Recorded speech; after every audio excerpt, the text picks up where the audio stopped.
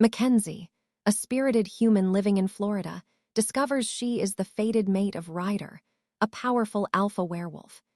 Initially resistant and skeptical of the supernatural, Mackenzie's world spirals into chaos when she is thrust into the werewolf realm.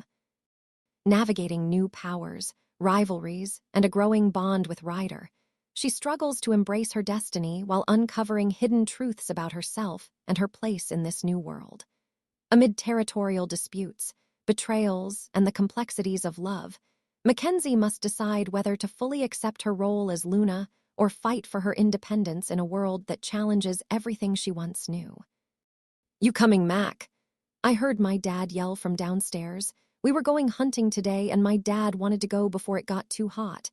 But living in Florida, it's hot all the time, especially in summer. "Coming," I yelled as I was putting my back length of hair into a fishtail. My outfit was fit for hunting. I had on camo skinny jeans, brown combat boots, and a black long-sleeve shirt. You're probably thinking that I'm crazy to wear all this in summer. Well, it gets hot, but I hate getting bit by bugs. Simple.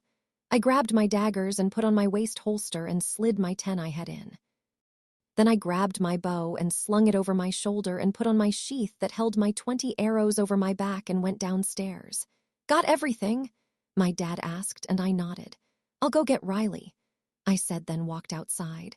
Riley lived right next to me, so I went over to her house and knocked on the door. Riley opened it with an outfit on similar to mine, with some black combat boots on and camo skinny jeans like mine, with a camo green long-sleeve shirt and a camo hat. If you can't already tell, she loves wearing camo. "You ready to go?" I asked, and she said yes, and we walked outside. She grabbed her pistol and put it in her holster, then grabbed her rifle and her extra bullets, and we walked back to my house. We lived on southern Florida and kinda by a forest area, which was loaded with squirrels, bunnies, deer, and sometimes a wolf, which was weird. We both got into the back of my dad's black F-150, which had mud on the sides because of the forest. "Can you put my hair in a braid? You're a lot better than me," Riley asked. She had really dirty blonde hair that went to her shoulders and dark emerald eyes. She had light freckles and was really tan like me. "Sure thing. Fishtail or normal?" I asked, and she said normal, like always. When I was dome, my dad got into the truck and drove off. It took us about 20 minutes to get to the forest, but I noticed my dad wasn't wearing his hunting gear.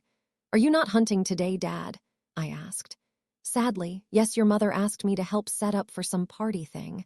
I'm gonna drop y'all off, then Riley's dad will drop off his truck and I'll pick him up. Riley here is the extra key to the truck." Mac just Ember to call if something is wrong. "Have fun," my dad told as he brought us to War's secret entrance to the forest. "Bye, Dad, we will probably be back around lunch," I said, and kissed his cheek before grabbing my stuff and walking into the forest with Riley. "Okay, guys, first chapter, did you like it?" Sorry if it's short, they get longer, I promise.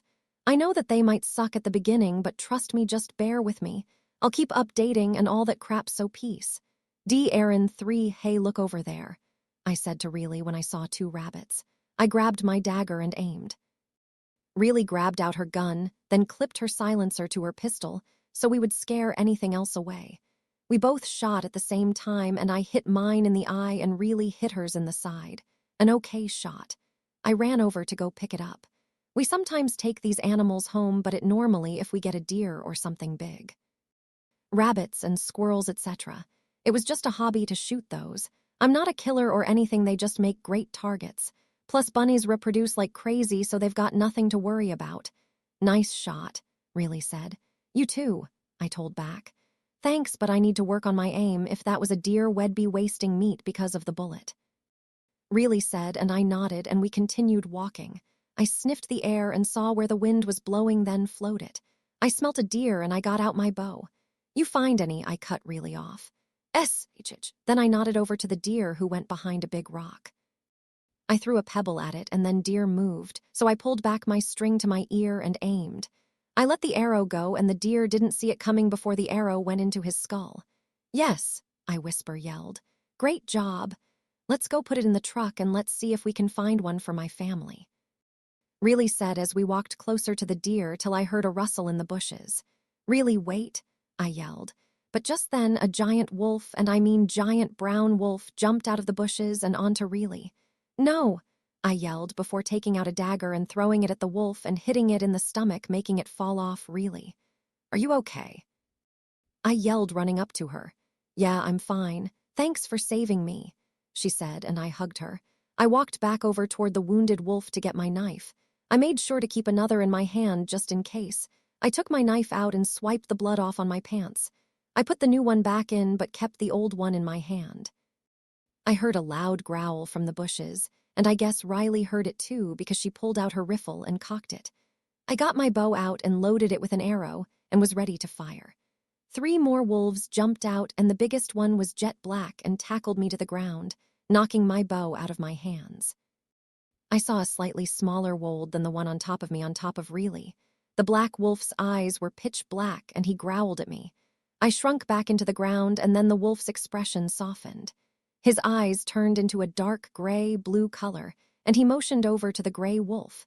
They seemed to be having a conversation because in 5 minutes 20 more giant wolves came, but they weren't as big as the black one. The black one and the gray one went behind 2 separate trees, and I swore I heard bones crack. Then these 2 guys came out from behind them with black cargo shorts on.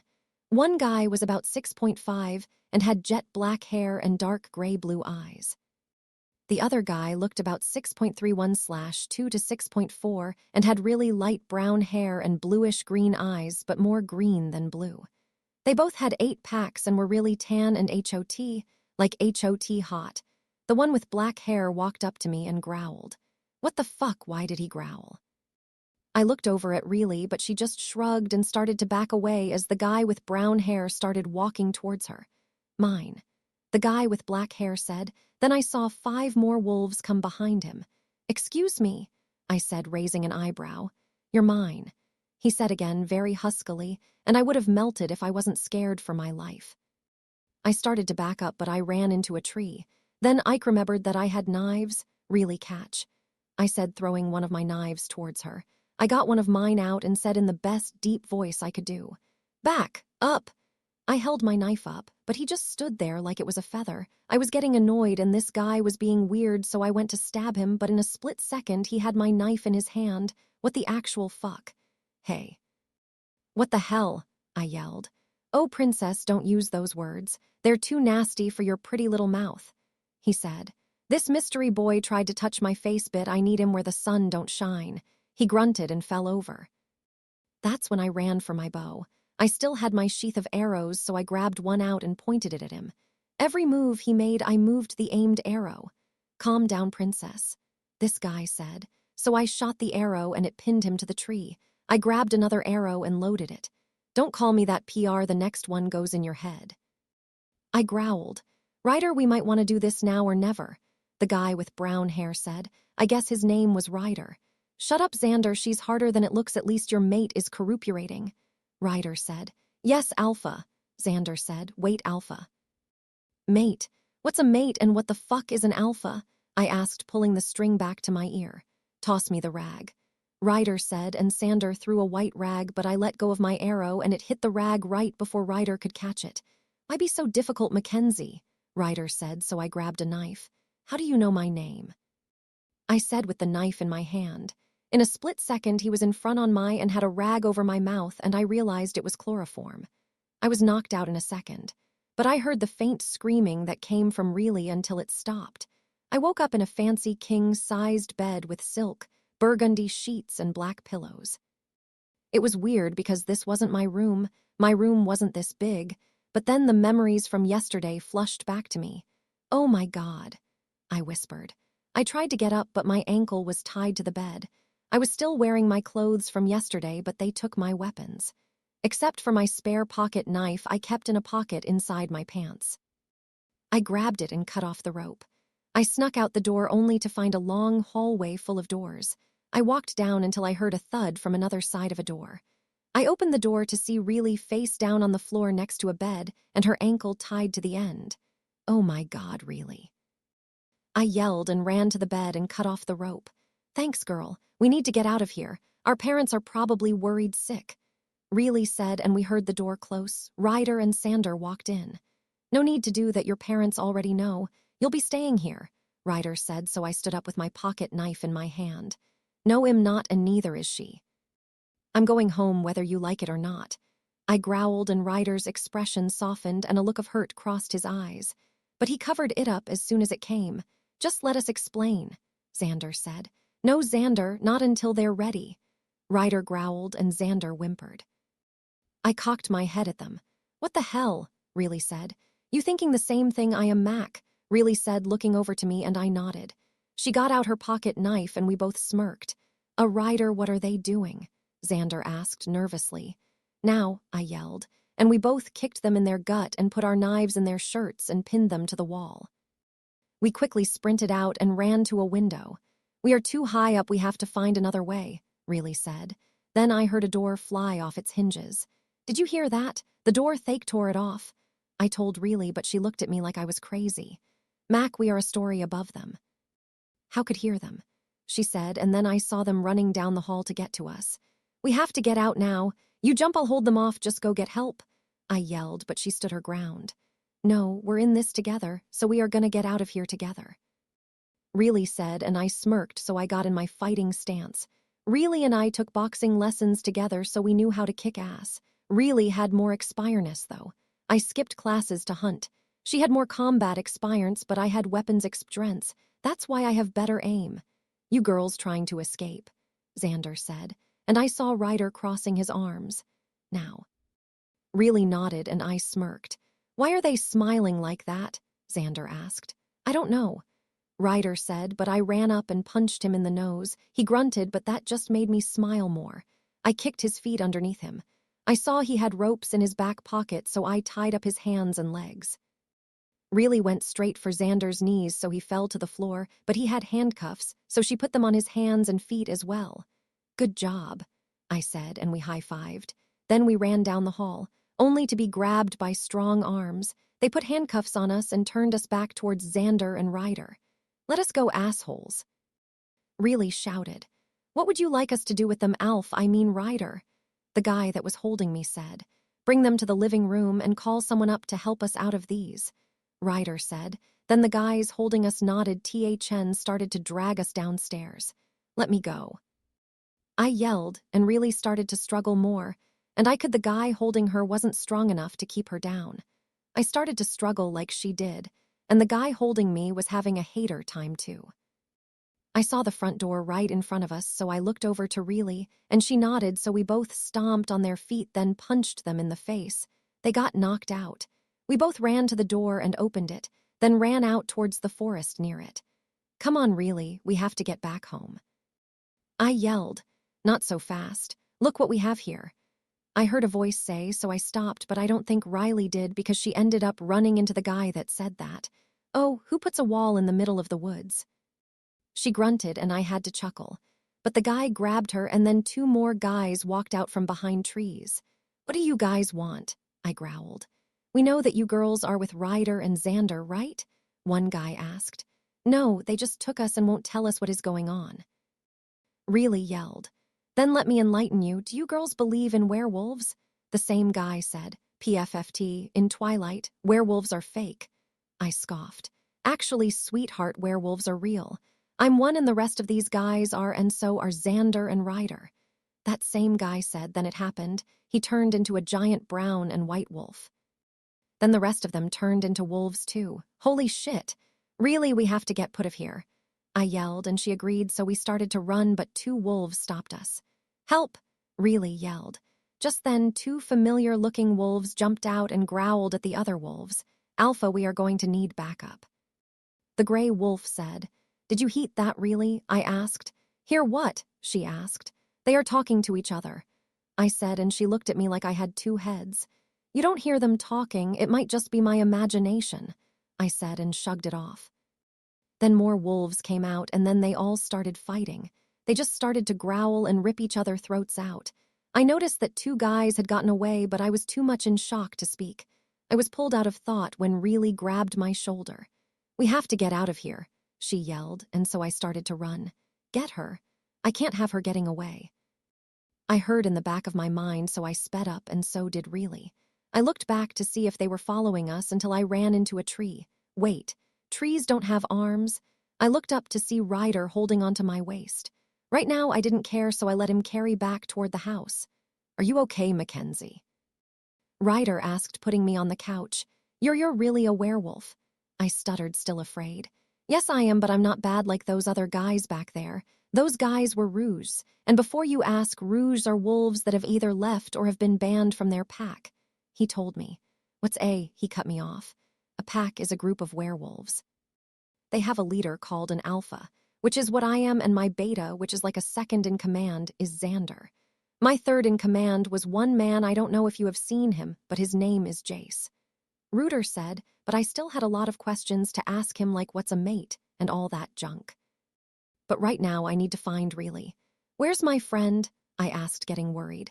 She's upstairs talking to Xander, he said, and I shot up and ran up the stairs. I heard a laugh, so I walked into that room, but I knew that wasn't Really. Really wouldn't be making out with a random guy she just met. Really. I said, raising an eyebrow.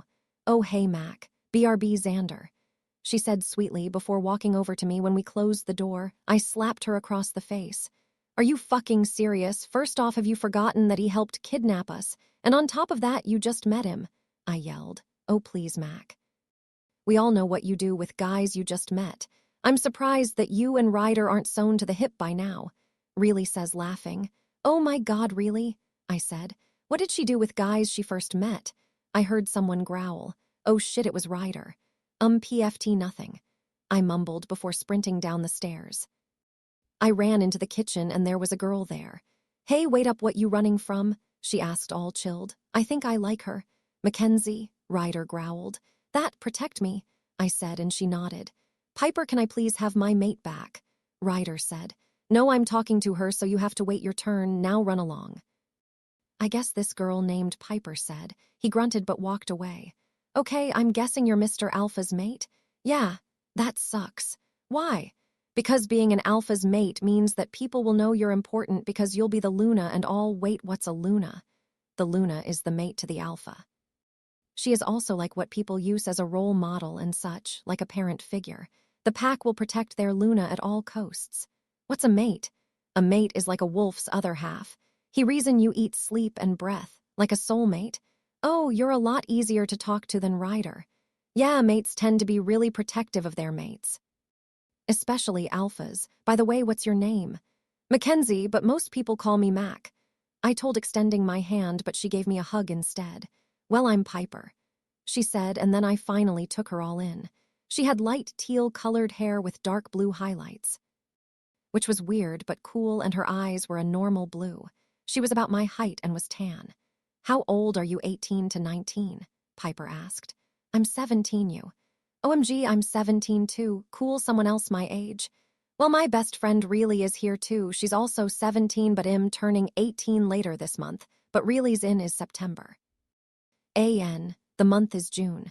Oh, do you still go to high school? Cool, now that you're moving in with Ryder. I cut her off. Who said anything about moving in? I have a boyfriend and I have a life. So does Really, I told her. Yeah, well, your boyfriend won't matter. Piper tried telling me, but I having no part. Look, Ryder is hot, but so is my boyfriend Cole. And we haven't had a problem yet. I said, then turned and walked out of the kitchen.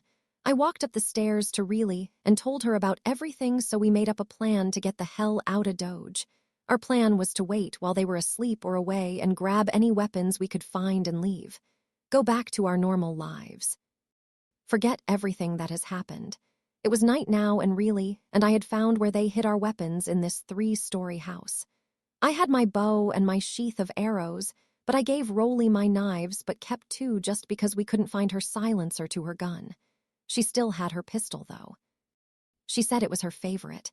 We snuck out the front door and started to walk towards the woods. We walked for about an hour or so before I remembered this area. It was where Really and I first started hunting. We followed a trail out towards a road, and I checked my watch to see that it was almost midnight. Wait, won't they know we went missing? Really whispered. Yeah, but we will be far enough by them to not be able to find us. We might have to live with Cole and Kevin for a while so they can't track us down to our houses, I said. Wow, you really have thought this through. No, I'm just smart now, come on. I said, ending the conversation, and we continued walking. Just so you know, Cole is 20 and lives in his own place with his younger brother Kevin, who is Reilly's boyfriend, and he is 19. After about another hour or two of walking, we were getting hungry. I knew where I was, so that was good. We were almost near the forest where we were attacked. But there was a little gas station, and I made sure to grab some cash. It took us about a half an hour or so to walk to the gas station. We walked up and noticed that it was open. We both walked in, and I grabbed a sub and 2 bags of Doritos with a Coke bottle, and I got a water bottle as well. Really got the same thing, so we went up to pay. The guy working there was cute, but I reminded myself about Cole. Even though he did try to flirt with me, I ignored him. I grabbed $150 before we left so we would have enough. Reilly and I ate a bag of our chips as we kept walking. I took a little bit of my water. By the next 2 hours, it was 4:30 in the morning. I was tired and so was Reilly, but I saw something that made me forever happy. It was Reilly's dad truck. Thank God. Reilly, do you still have that key to the truck? I asked. Yeah, I stuffed it in my bra so they couldn't take it, she said, and my smile grew wider. Well, look over there, I said, turning her chin towards that truck. We both squealed and ran over to it. I opened it up and we both got in and sat on the nice leather seats. I opened up my Coke and my sub and began eating. It was so yummy. Reilly and me sat there eating for a while. Then we started to drift off to sleep. When I woke up, I was in the back seat of the truck laying down and Reilly was in the front. I put my hair in a messy bun and shook Reilly awake. What happened? We escaped. Really? That's awesome, now let me sleep, she grumbled. I sighed and fell back asleep as well. After about 30 minutes, Reilly was frantically shaking me. I got and she yelled, They're coming, they're coming. Who's coming? I asked, just waking up. Ryder and Xander. I woke up about 20 minutes ago and saw their car, so I ducked and they didn't see me, but they know we are gone, she said, and my eyes widened. I immediately woke up and jumped into the driver's seat and started the car. Damn it. There is no gas, and the nearest station is like 30 minutes away, I yelled. Then grab your shit and let's run. Just hide in the woods, Reilly said, and I nodded. We jumped out of the truck with stuff in hand and ran into the woods. Once we were in, I loaded my bow. What's wrong? Reilly asked, worried. Nothing, it's just in case something else happens. Make sure you stay near the edge of the woods, though. We don't know what's out there, I said, and she nodded. We continued walking until I heard a chuckle far behind me. I turned around, but nothing was there. You hear something? Reilly asked. I don't think so, probably my imagination, I said, and turned back to be face to face with Ryder.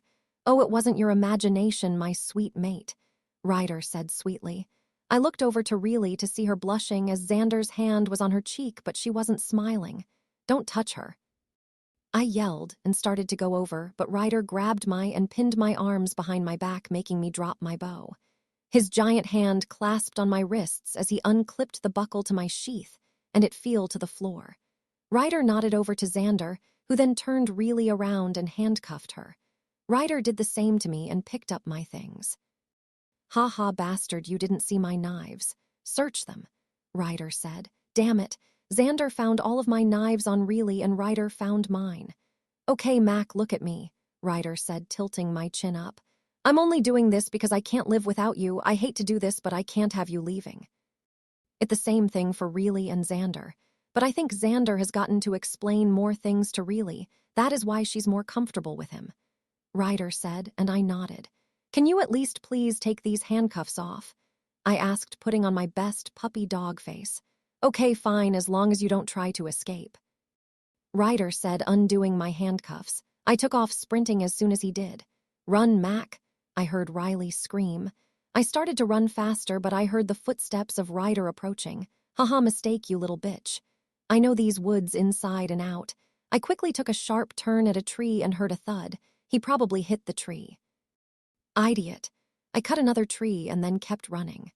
Cole's house wasn't far from here, so I ran and ran until I was out of the woods. Then I started running down the street of the town and came up to Cole's house in 20 minutes. Yet I wasn't even panting or tired. I went up to Cole's apartment and opened the door, only I started crying at what I saw. It was a very naked Cole on top of a very naked Sophie, the school slut. Cole, I whispered, but I think he'd heard me because he turned around and saw me. Tears went down my cheeks. Mac let me explain. Cole tried telling me. You asshole, I yelled. I thought you said you broke up with her. Sophie bitched. Shut up, slut. And you, I said, pointing to Cole. It's over. We're done. I hate you. Don't talk to me. Don't text me. Don't look at me and stay away from me. I yelled, then ran out the door. The tears were streaming down my face now, and they weren't stopping. I knew I shouldn't, but I ran into the woods until I found a clearing. I fell to knees and started to sob. Mac, what's wrong? I heard a familiar voice say. I turned around to see one of Ryder's people. I think it was his third in command or something like that. What was his name? Oh yeah, Jace? No. What wrong? You can talk to me. My ex-boyfriend Cole, I just found him having sex with another girl and I thought that we had a good thing going. I guess not, I said, and more tears started flowing. Jace appears in front of me in a split second and wiped away the tears. You're okay, it fine. Thanks, Jace. Anytime. So are you here to take me back to Ryder? Sadly, yes. Why do you keep running away, though? Because first off, he tried kidnapping me and I had a boyfriend. On top of that, I just met him. Well, he shouldn't have kidnapped you. But I have a mate and I know what it's like to not have her around. It's hard on your heart. What Ryder did was wrong, but he wasn't thinking straight. Not having their mate with them makes wolves go crazy, especially alphas, Jace explained. Who is your mate? I don't know if you know her, but her name is Piper. Yeah, I met her. She seems really cool. But she said she's only 17. How old are you? I'm the same age as Xander and Ryder. I'm 20. He stated. Oh, yeah. Do I still have to go back?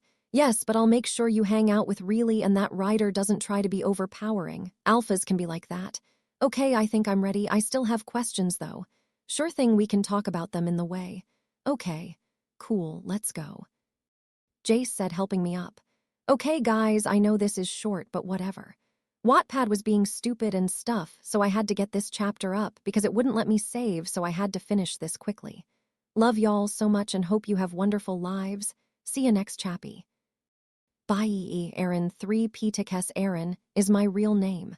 Okay, so Wattpad is being stupid, so if I don't update soon, don't worry, I haven't died. I just need to get stuff back on track, so I hope y'all keep reading and I'll get it up as soon as possible. When we got back to the house, Ryder was sitting at the kitchen bar, his fists clenched. When heard the door close, he looked up. He ran over when he saw me, but Jace out his hand. Ryder stopped and looked at him oddly. Then Ryder and Jace's eyes turned gold. It was there for only a few minutes before they turned normal and Ryder sighed, then walked away. What was that all about? I asked curiously. That was our pack mind link. It lets us communicate without speaking out loud. I was just persuading Ryder to give you your space. It took really good reasons until he finally caved. He agreed to let you have space until you were ready. That's gray because I still have questions. I told him. That's where I come in, I'm guessing, Piper said, walking into the room. Yes, it is, Jace said, walking out quickly. Okay, so now that he's gone, do you want to go shopping for clothes while we talk? Piper asked, and I didn't even hesitate to say yes. Great, so you can borrow some of my clothes because, honey, these are dirty. Piper said. She led me up to her room and into her huge closet, like it looked like another room, it was that big. I looked around until I found something that was cute. It was a loose black crop top and some light wash jean short shorts. Piper handed me a pair of black high tops, and we were off to the mall. By the time we got to the mall, Piper had told me about the town and stuff, and she gave me a lot of info on mates and werewolves. Like once you are fully loaded mated, you can a secret mind link no one knew about with your mate, and that werewolves have their own inner wolf. I guess that's like a voice inside their head. After about 1 hour of shopping, I had about 3 different outfits, but I was hungry. We walked to the food court, and while Piper went to get us seats, I went to get us food. I walked up to a frozen yogurt place, and there was a really cute guy at the counter. He perked up when he saw me. I smiled at him, and he smiled back. Hey, I'm Brian, he said coolly. I'm Mackenzie, I told him. What can I get for your princess? He asked flirtatiously. How back the fuck up she's taken, Piper said, storming over. No, I'm not. Yes, you are. No, I'm not. Well, according to your friend, you are, so what do you want? He said rudely. Piper smiled and walked away. I'd like a small vanilla with Oreos and she'll like a small chocolate with M&Ms. I said, trying to be sweet again, but it worked because he smiled again. I'll go get those for you, Brian said before waking off. Hear us go, don't worry about the money, it's on me, Brian said, and I thanked him. I took the cups, but mine had a piece of paper in it. Call me, he mouthed, and I nodded before walking over to Piper. Thank girl, Piper said, grabbing her cup. Ooh, what's that? She said, taking the paper and opening it up before she ripped it up. Bad dog, I scolded, and she scowled. Not funny, she said before eating her yogurt. I felt a gaze on me, so I turned around to see Brian staring at me. But then I saw his eyes turn gold. I turned back and saw Piper's eyes were gold too. After about a minute, they turned normal. There now, he knows you are OFF limits. How did you mind link with him? Is he in your pack? No, he's not. He's from the Starlight Pack, our strongest ally. That's also why I didn't tell Ryder that he was trespassing. Then how did you mind link with him? Because it's rare that some wives get gifts. My gift is that I can mind link with any werewolf, not just ones in my pack. Does Ryder have a gift? Yes, he can read minds, Piper informed me. Cool, but he's told me he's had a hard time reading your mind. He can, but not all the way, it's weird. Piper said. After we finished, we went back to shopping.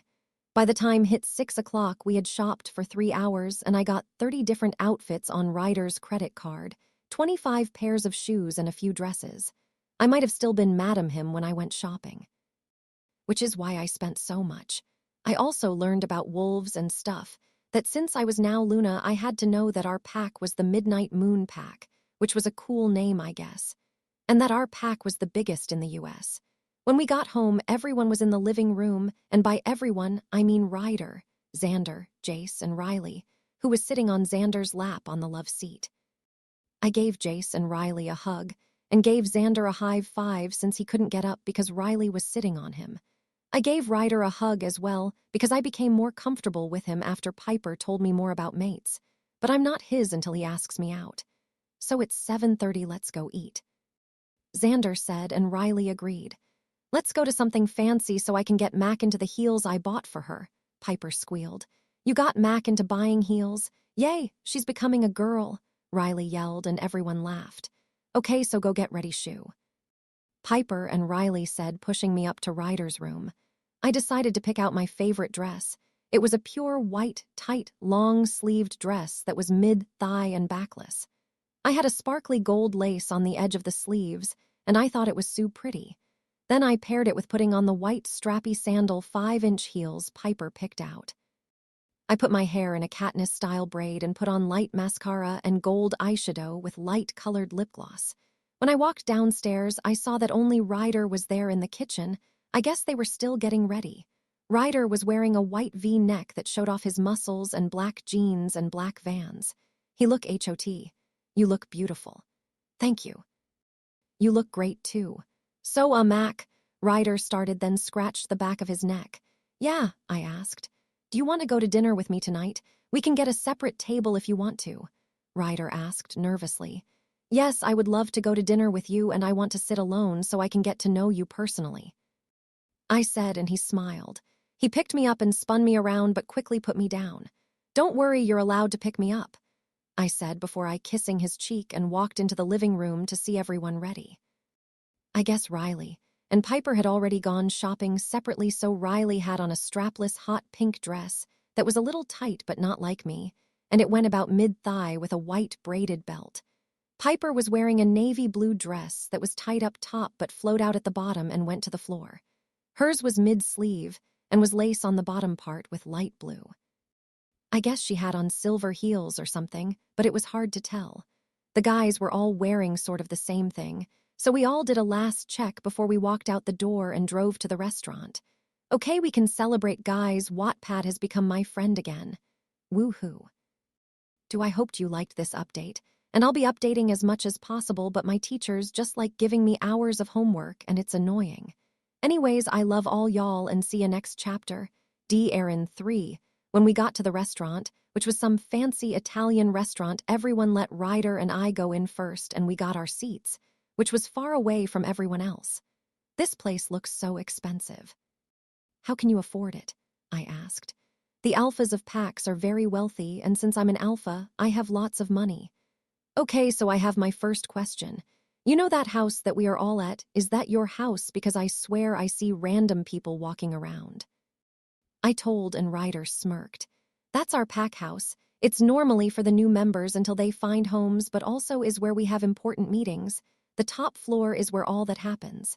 I'm surprised Piper hadn't told you. I mean, it's hard to get her to shut up. Ryder joked, and I laughed. Ryder just smiled at me. What? I asked curiously. You have such a beautiful smile. Thank you. Okay, so serious question. Do you accept me as a mate? Ryder asked, and I knew he was being dead serious. Piper told me things mostly about mates, and that when they ask that question, you cannot joke at all.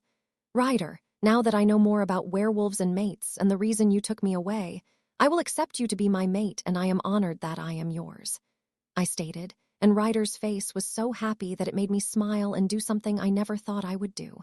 I kissed him. In a split second, he started to kiss me back. When we broke away, we were both speechless, and I was for once grateful that we got a private table.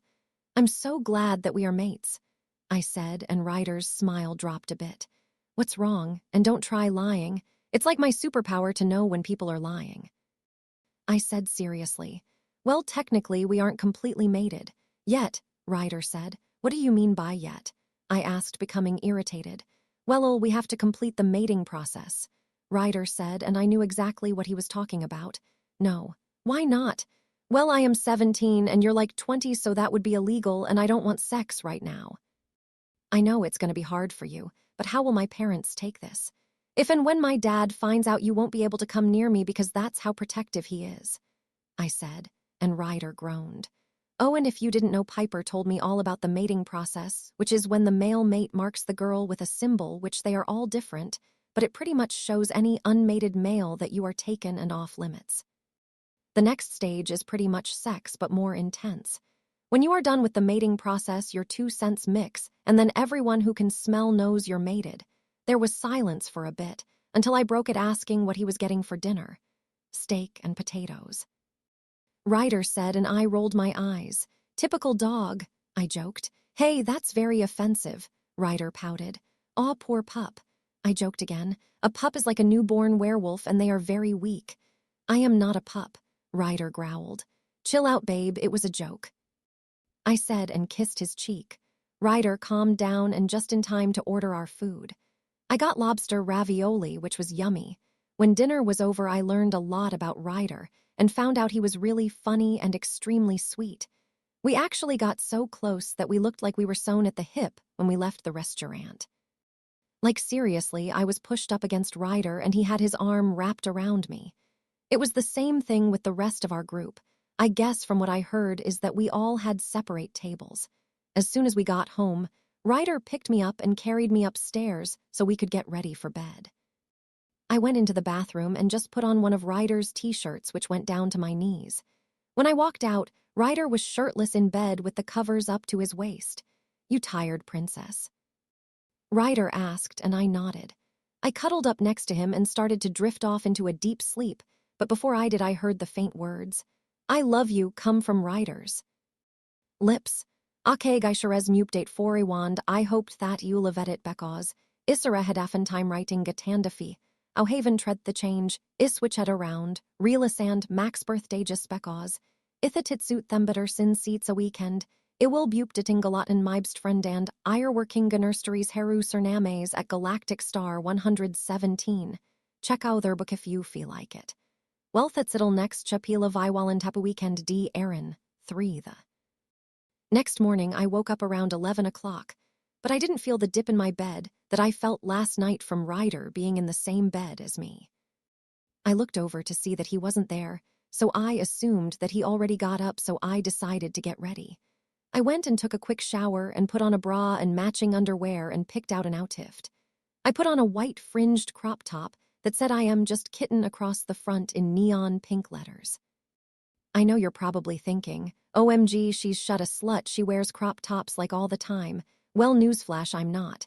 Cut me some slack, though, it's Florida in summer. I put on some short black shorts and then threw on some gold flip-flops. Surprise!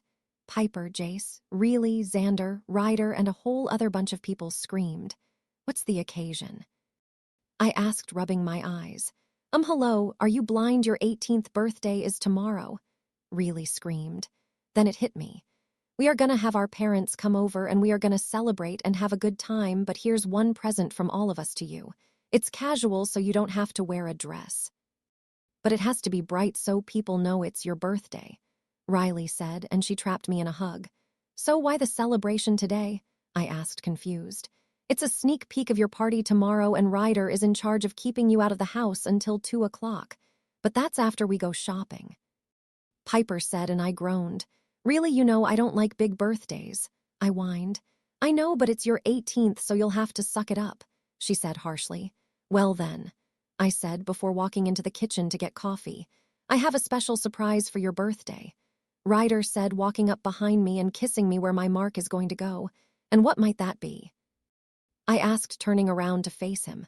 "I'll give you a hint," Ryder told before kissing me. I wrapped my arms around his neck and he picked me up and put me on the counter. I wrapped my legs around his waist and he growled. I smiled into the kiss, but the damned coffee maker just had to beep, signaling my cough was ready. We stopped kissing and we both groaned. "Okay, so today the girls have planned for you to pick our colors and to go shopping even though you don't need to for your birthday outfit," Ryder sighed. "Don't worry, baby. I don't like anything too fancy, and plus it's casual," I said reassuringly. I kissed his cheek, then went to meet up with Piper and Riley. "Okay, you ready to go?" Piper asked. "Yerp, let's go," I said, and we walked outside. "Oh my God, seriously," I yelled as there was a white Lamborghini parked out front with a big red bow on the top. "Do you like it?" Ryder asked, closing the door. "Did you do this?" I asked, and he nodded. I ran up and jumped in his arms. "I love it. How did you know this was my dream car?" I asked while Ryder was still holding me. "That would be me," Riley said, and I got off Ryder and tackled her, giving a bone-crushing hug. I helped her up. "Thank you guys so much." "Now let's go. I'm driving," I yelled and grabbed the keys out of Piper's hand.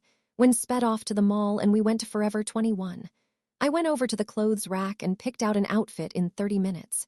It was a white pair of short overalls, and I got a strapless, neon green, lace crop top. Then Piper picked out neon pick pearl cat ears. Riley picked out a pair of black hidden heel ankle boots. "Thanks, guys, I love this outfit," I said, giving them hugs. "Well, it's one of the many presents that we are giving you." We went to go pay, and it only cost around $35 because the shoes were the most expensive. As we were walking back to my car, I saw Cole and Kevin over by it. So Riley told me that she broke up with Kevin a long time ago because he slapped her straight across the face. I froze dead in my tracks when I saw them. "Mac, what's wrong?" Piper asked, and I looked over at Riley, then at Cole and Kevin. You might be wondering why we are so scared. Well, like I told you, Kevin slapped Riley, but apparently it wasn't the first time. Cole, on the other hand, never hit me, but he would yell right in my face for just looking in another guy's direction. That is why we are so scared right now. "Okay, why are you two frightened right now?" Piper asked. "Long story short, those two guys by my car are our ex-boyfriends, who mine happened to be really proctive, and Riley's was abusive," I said, and Piper's jaw dropped. "I understand, let's just try to find a way out of here," she said, and we nodded, when started walking towards the car until we were stopped. "Hey ladies, is that your car?" Cole said. I didn't look up, but by the gasp I knew he saw me. "Mackenzie," Cole said, shocked. "Hey Riley," Kevin said, flirty. He took a step nearer, but I got in front of him.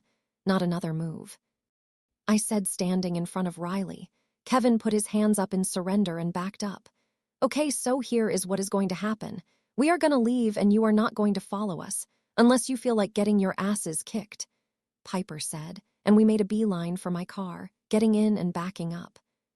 We sped off and were out of the parking lot before Cole could even get into his car. When we got back to the house, we decided to not let anyone know about that. I'm pretty sure Ryder and Xander didn't even know that we had boyfriends. We acted like nothing happened, and Piper and really asked for the colors of the theme and what kind of cake, which ended up being dark blue, silver, gold, and purple for the colors, and vanilla cake with milk chocolate frosting. Yummy! The rest of the day went on really quickly. Ryder took me to some places and we talked about what we were going to do tomorrow. hyper and really told me I had to be up by 7 o'clock and out of the house by 7:30, which I did not want to do. After the day was over, Ryder and I decided to go to bed at 10 o'clock since I had to get up 2 hours before my normal time. I got changed into my favorite pair of black sleep shorts that had little arrows on them and put on a Seminole football jersey. Ryder was just wearing shorts, which was what he always wore. I snuggled up to his bare chest and he wrapped his arm around my waist. I felt so safe in his arms and finally knew that I loved him.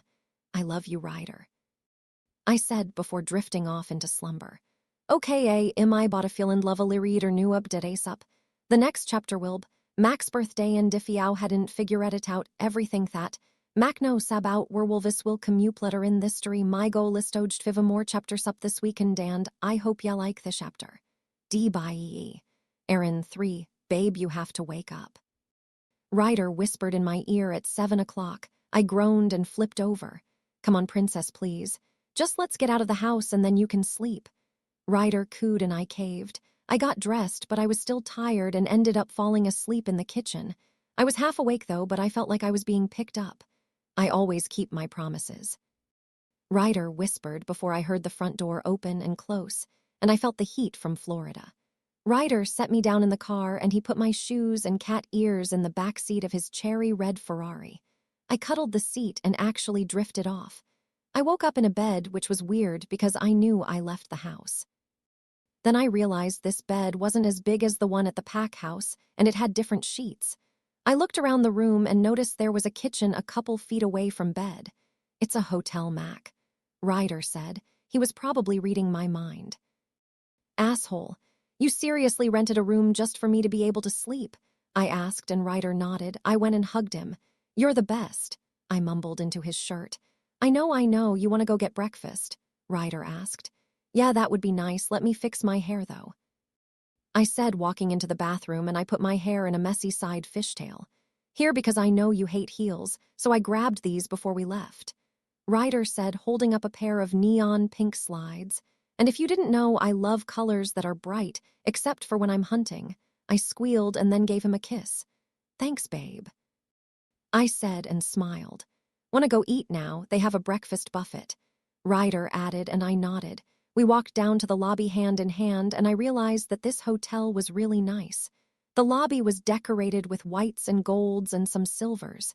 It was very elegant, and the people who worked there were dressed very fancy-like. Am I underdressed?" I asked and snuggled up to Ryder's chest. "No, you're fine. Forget what they're thinking," Ryder said. "But you know what they're thinking," I said, and Ryder looked down at me. "Piper told me," I added, and he nodded. "Well, they are thinking about food, them about how much this place costs, and those three are thinking about you, but just those three are," Ryder said. "Oh, well, whatever, I'm hungry, let's eat," I said joyfully. I walked over to get a plate and put some fruit, quiche, and bacon. Yummy. Unlike Ryder, who got pancakes, sausage, and bacon. After we ate, it was around 11:45. But we couldn't go home until 2:30. "What do you want to do now?" I asked. "We could," Ryder started but trailed off. "Don't even think about it," I said, knowing what he meant was the mating process. "I was just kidding," Ryder said, and I rolled my eyes. "Here," Ryder said, taking out a little silver box with a pink bow on it out of his pocket. "Really wakes me up at 8:30 in the morning, which is early for me, but if wake up at 6 o'clock if it meant I could go hunting." I throw on a short-sleeved camo shirt and black short shorts, and then laced up my new hunting boots that went to my knees. The reason why I'm wearing shorts is because the low today is 95 degrees. I put my hair in a high ponytail and grabbed my knives and arrows. Really was waiting for me downstairs with all the guard wolves, which was about 5. She had on the same thing as me, except she had camo shorts and a black shirt. "Ready?" she asked, and I nodded.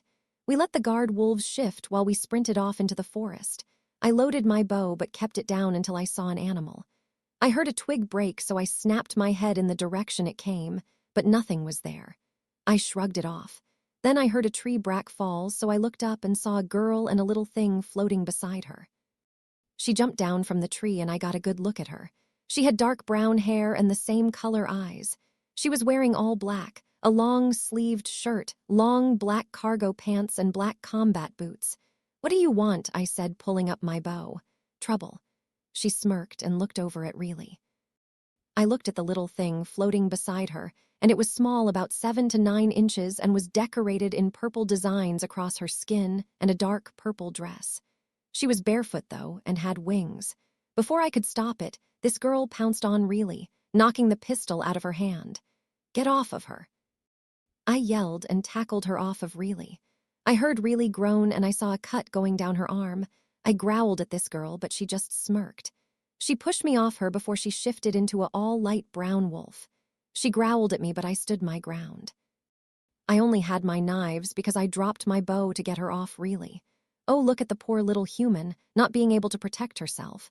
"So sad you're gonna die," this girl said towards Reilly. "Take one step and it's bye-bye, Wolfie," I said, taking out a knife. But when my hand touched the blade, it burned and I let go of it. "See, Stella, I told you they would be easy targets," the girl says to her little creature. The girl ran up to Reilly, who was still on the ground because of her arm, but I got there faster and stood protectively over her. I said, "Stay away," I screamed. "Why on earth were the guard wolves not here yet? Or what, you gonna kill me? Please, you can't even hold up your knives." The girl scoffed and I had had it. I pounced on her, but she threw me off her back and I hit a tree. The girl and the creature were right over Reilly now. Okay, that's the last straw. I somehow got my strength back and ran up and punched the wolf. She went flying sideways and whimpered. Big mistake. She growled and ran towards me. It all happened in a flash. 1 minute I was on 2 legs, the next I was on 4. It can't be. Am I a werewolf? Haha, cliffhanger. I know it's short, but I wanted to get it up. Hope you like it, Aaron 3, Mac? Reilly asked, worried, as I stood in a fighting stance with this girl. But I wasn't on 2 legs, I was on 4. I thought that I was just some average human. Apparently I'm not. "Step down," I growled and the girl whimpered. I howled and the guard wolves finally came. One was still in human form, but the rest were in wolf forms. "Who's the brown wolf?" the unshifted wolf asked. "Rouge, more than likely." I snarled and they all looked shocked. "Mackenzie," they all asked. "Get her back to the pack house so the alpha can deal with her," I growled. "Yes, Luna." "And get my friend the doctor," I ordered. "Yes, Luna," one wolf said and put Reilly on their back. 2 wolves towered over the girl and she complied and followed them. When we got to the pack house, I saw Reilly being treated by a doctor. "Where is she?" Ryder yelled. "What did you do with her?" He screamed in my face and I guess he didn't realize who I was. "Ryder, it's me, Mackenzie," I whimpered under his control. "Mac," he asked, shocked, and I looked at him. "You're still beautiful even as a wolf," he said, and I nudged him with my head. "Can you shift back so we can talk?" He asked, and I nodded. He took off his shirt and I went and shifted behind a tree. Then he tossed me his short and I put it on. "Put the rouge in the cell and make sure her little fairy friend doesn't escape," Ryder growled. I walked up and snuggled to his chest and he wrapped his arms around me. I kept on thinking how I became a werewolf. I kept thinking and thinking and I could tell Ryder was as well. "I got it," I said, and Ryder snapped his head towards me. "It all makes sense. Ever since I came here, I've been able to hear things from a floor above. I know what you guys talk about in wolf form. I could run faster, and I couldn't touch my knives." I told, and Ryder's eyes widened. "What?" I asked, confused. "Your hair," he says, touching it with his hand. "What about my hair?" I asked and touched it. "It's not brown, it's black," Ryder says, twirling my hair around. "Really?" I yelled and ran inside to the bathroom. "What the fuck?" I yelled again as I saw my hair in the bathroom window. It wasn't brown anymore, it was dark black. My eyes were the same still, though. "Mac, don't get upset," Ryder said, walking up from behind me. "Are you kidding me? This is frigging amazing. I mean, I'm a werewolf now, so I'm stronger and my hair looks awesome." I squealed in excitement. "Ha, now that you're a werewolf, I get to call you dog." Really joked, but I growled at her. "Okay, this is really cool, but shouldn't we find out why and how she is a werewolf?" Piper suggested, and I agreed. Ding dong. The doorbell screeched and I held my ears. Sensitive hearing is a blessing yet curse. "I'll get it," Ryder said, walking out of the bathroom, and everyone followed. "Hey guys, this isn't an update. I just wanted to tell you I might not be updating as much because I have a headache and I am sick. So I just need rest and I'll be good in a few days. Love you all. D. Aaron 3 Peacof Mac. Okay, so you want to go out again?" Really asked as I was getting dressed. Nah, I want to meet this girl who tried to kill you and that stupid little fairy thing. I answered and finished up my outfit. It was just jeans, short shorts with yellow daisies on the front, a gray short-sleeved crop top that said in black mermaid and black combat boots. Then maybe after I interrogate her, we can go catch a movie or something, I said, walking out of the closet. Sure thing. You might want to ask your extremely possessive mate if he wants you going down there. Really suggested. No, he already said I could go down because there are guards and that I can bring a knife. I told her and she nodded. Ryder had told me where the cells are before, so I knew where I was going. We had to take an elevator that went 20 FT underground to the cells, which were made out of silver. And since I'm a werewolf now and can't touch silver, Ryder made my knives normal again. We talked to the guard and told him who we wanted to see, and he directed us towards a cage, where I saw the girl playing with her hair. When she saw me, she stood up and bowed. I'm so sorry about what happened earlier, Luna. I had no idea of your raking. She apologized. What's your name? I asked. Violet, I'm very sorry about hurting your friend and almost hurting you, Violet said. It's fine, Violet, but why are you here? Why were you trespassing our grounds? I asked. I ran away from my old pack. I couldn't stay there anymore. It was filled with monsters who killed my family right in front of me. The only good thing is that there are fairies there. Stella, or the one that came with me, helped me along, though she did get annoying, Violet explained. You poor thing, Really exclaimed. My dear, apologize. I thought you were another Rouge. Violet told us. Violet, you are hereby forgiven by this pack. As the new Luna, I will release you. As long as you bring no harm, I might be able to convince the Alpha to let you join, I explained. Thank you so much. Violet cheered and jumped up, but her hand touched the bar and it burned her. Oh. She winced. Let's get you out of here, I said. Guards! I yelled and two came running. Yes, Luna, they said in sync. I told you Mac is fine and ant this girl and her fairy friend released from here, I ordered. But Alpha said to keep her locked up. One responded. Well, now I'm telling you to release her. I was the one who told him to put her here, so now I'm telling you to release her, I ordered. Okay, Mackenzie. The other said and opened the cage. Come on, Vi, let's show you around the pack house, I said, leading her to the elevator. My name is Mackenzie, by the way, but people call me Mac, and I don't like the Luna title yet. And this is my BFF, really, I told. Nice to meet you both, but Mac, where's Stella? Violet asked, but as if on cue, Stella comes flying in right as the elevator closed. Hello, Luna, it's an honor to meet you. I'm Stella, Stella said, pick of all the fairies. Just imagine them like they aren't cartoons. So where are we going for this date night? Violet asked. Probably go out for a movie, I answered. Do I have to dress up for this? Really asked. I'm not, and I know Mac isn't, Piper told. What is Violet gonna wear, or am I the only one who's thinking that? I asked. She can borrow my clothes until she goes shopping, and Luke can borrow one of the guys, Piper stated. Okay, whatever, let's get dressed, Really said, and we agreed. I changed into a lace red crop top and a black high-waisted skirt with black laced-up boots. I put on light makeup and straightened my hair. You look awesome. Nikki chirped into my ear. Thanks, Nikki, I said, and she flew away. Come on, Vi, hurry up, Stella whined. Don't push me, Violet snapped. Violet put on gray jeans, a floral blouse, and tan sandals. She put on light neutral makeup and kept her hair down. Piper had on loose white spaghetti strap romper that was short and had pastel blue lace on the shorts part. She paired it with blue flats and put her hair into a high ponytail with a little makeup.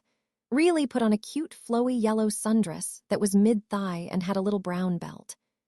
She put on brown ankle boots and pulled 2 pieces of her hair in the front to the back with just lip gloss, since she rubs her eyes too much in movies.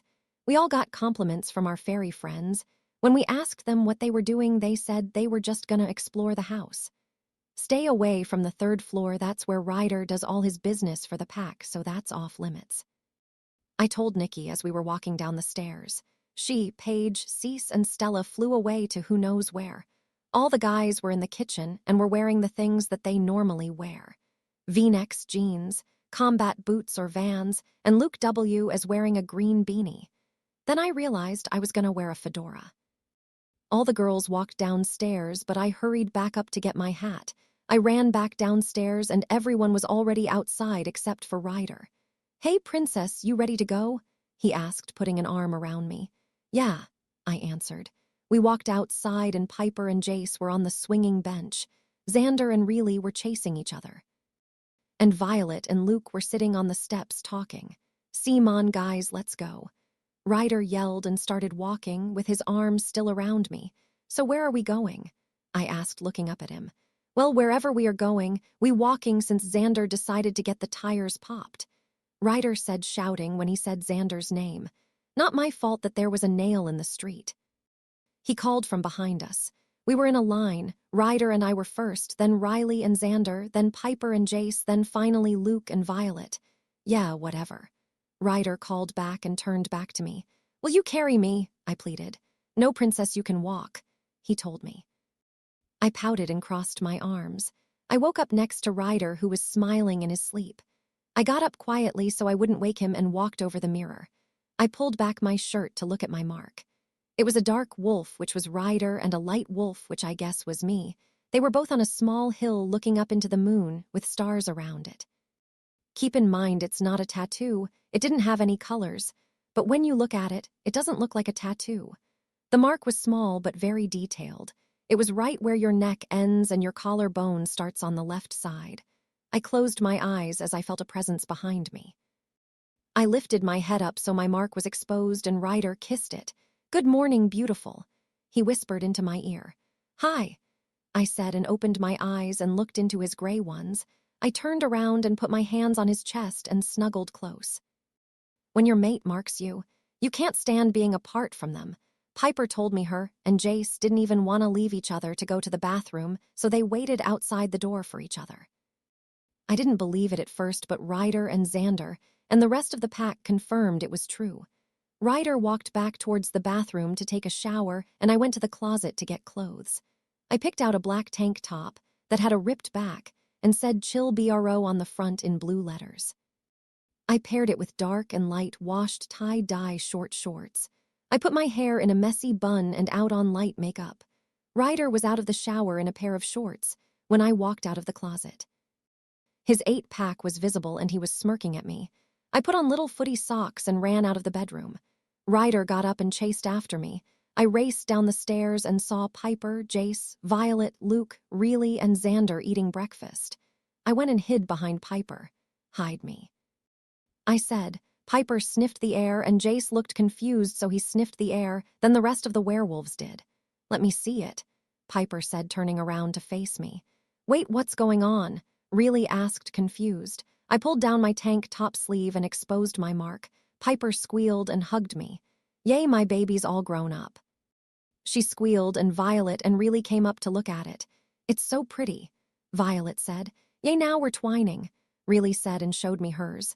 "More like tripling," Piper said, and we all smiled. "Try whatever you call a twin between 4 people," Violet said and showed us hers. "OMG, Vi, you did it too," I squealed, and she nodded. "Wait, that doesn't explain why you are running from your mate," Piper said, and everyone turned toward me. "Ooh," I trailed off. "Mac," Ryder yelled. "Hide me," I pleaded. "Fine, it won't work, but get under the table," Piper said, and I scurried under the table. "Where is she?" Ryder said. Everyone shrugged. Ryder had an intense gaze on Piper, then he gaze darted to the table. I got out from under it. "Hey, no mind reading," I yelled, and he smirked. He charged toward me. I closed my eyes and stuck my hand out. I heard a gasp and I opened my eyes, only to see a wall of water in front of me. My hand was still up, and it was like I did this. "What's going on?" Violet asked. The next day, I decided to do some research on my gift, and what I found out made me sad. After your first day of having all 4, you have to choose only one to keep forever. It took some thinking and asking questions for me to realize that I should do water because you can expand on that one the most. I guess today, I had to go out to the woods alone and cover up all the tattoos that weren't water, so I would keep that one. So that's what I did. When I came back to the house, my tattoo changed and it was water in waves. When I came out from the woods, I ran straight to Ryder because Naomi was going crazy because we had to do that stupid wolf thing. Ryder wrapped his arm around my waist and we went inside. "Want to go hunting today?" Reilly asked when we walked inside. Yeah, sure. Babe, can I go hunting with Really today? I said, looking up at Ryder. Fine.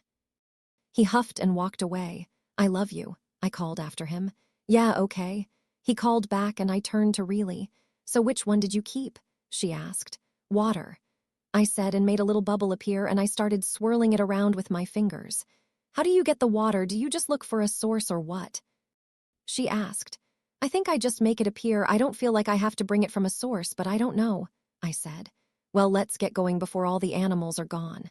Really cheered, and we went upstairs to get ready. I put on my normal hunting gear, black skinny jeans, brown long-sleeved shirt, and hunting boots.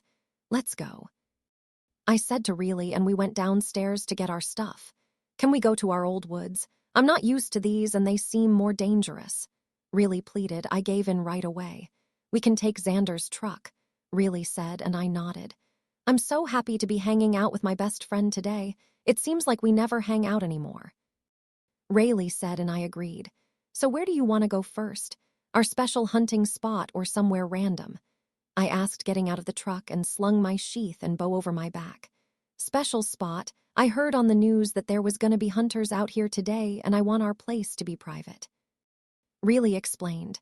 Cool, then let's get going, I said, and we walked deep into the woods to get to our spot. Mac, where the hell are you? I've been looking everywhere. Ryder screamed through the link. I'm at the old woods reels and I hunted at. We are safe, don't worry, I reassured him. Just be home soon, he said, ending it. I decided to put up the walls that I had when I didn't want him talking to me through the link so I could focus on hunting. Look, right there, Really said, pointing out a squirrel. You want this one or me? I asked, taking out my knife. I'll take it, there's a bunny over there if you want it, Really suggested. After about 3 or 4 hours, Really and I got hungry, so we went to go eat. We didn't get much today, probably because of all the people, but I got some target practice in shooting trees. Anyways, we drove down to a diner to get some lunch. We met up with the guard wolves that Ryder and Xander insisted that we had. We all walked into the place and sat down at a booth. A slutty girl walked up in a short black mini skirt, a hot pink halter top, and black stilettos. She looked like a lost Barbie doll with all the makeup she was wearing. I don't get how people find that flattering. Well, she walked up and gave Really and I the death glare, which didn't scare me because I could make her into a popsicle. PFFT, not that I wanted to. Hey, hot stuff, how about you ditch these losers and come hang out with me? She said seductively. Even though Tyler and James, the guard wolves, were unmated, they didn't seem attracted to this girl, or should I say slut. But hey, who would like her? Nah, I'm good, Tyler answered, and Really giggled. The slut shot her a death glare and Really returned it. Yeah, me too. Move along, Barbie doll. I think Ken's looking for you, James said, gesturing over to, I guess, a guy that just walked in. I turned around to see what or who it was, and I wanted to spit out my water if I had any in my mouth. It was Kevin and Cole, walking in. Kevin had a little brunette slut on one arm, and she looked like the blonde one in front of us. Ugh, whatever. Later, losers, she snapped, walking over to Cole. I looked at Really, and she had the same expression as me. Scared shitless. You guys okay? Tyler asked. No, those are our exes. Can you hide us? I said, and they nodded. I let my hair out of the braid and made it cover my face. Really did the same. Let's go out the back, James said. You guys go, let me do one thing, I said, and they walked towards the back. I went up and grabbed a pitcher of water and poured it on Cole's head. Then I punched him square in the nose. Asshole, I snapped before walking off towards James, who was waiting for me. Nice, he said, giving me a high five. Let's get home, Really said, and we piled into the truck and drove home. I've missed you so much, Ryder yelled when I walked into the house, wrapping me into a bear hug. I looked up at him and pecked his lips. I've missed you too, but babe, it's only been a few hours, I said. What's wrong? Ryder asked. And nothing, I stuttered. Mackenzie. Ryder trailed off, looking a little angry. Nothing is wrong, Ryder, I'm fine, I said, and he looked over at Riley. There was that intense gaze again before he turned down to me. Why wouldn't you call me? He asked, worried. Because I had it handled and I didn't want to worry you, I said, trying to reassure him. Yeah, she totally kicked his ass. Punched him right in the nose. Tyler piped in. Wow, you're a badass, Ryder said, chuckling. Have you met me? Of course I'm a badass, I said, laughing, and kissed Ryder again. I'm tired, I'm gonna go take a nap. See y'all later, I said, walking up the stairs. I'll come too, Ryder said, following me up the stairs. I changed out of my hunting gear into some black spandex and a sports bra and crawled into bed. Ryder came in and took his shirt off, getting into bed next to me and wrapping his arms around my waist. I snuggled closer to him and drifted to sleep. Okay, y'all, there's a chapter. Sorry I haven't been updating and all, but I've had family troubles and wasn't in the mood for writing anything. On top of that, I had a bad case of writer's block and needed to find ideas. Comment on how you liked the chapter. I love to see what y'all think and vote and share with the other lovely peeps you know.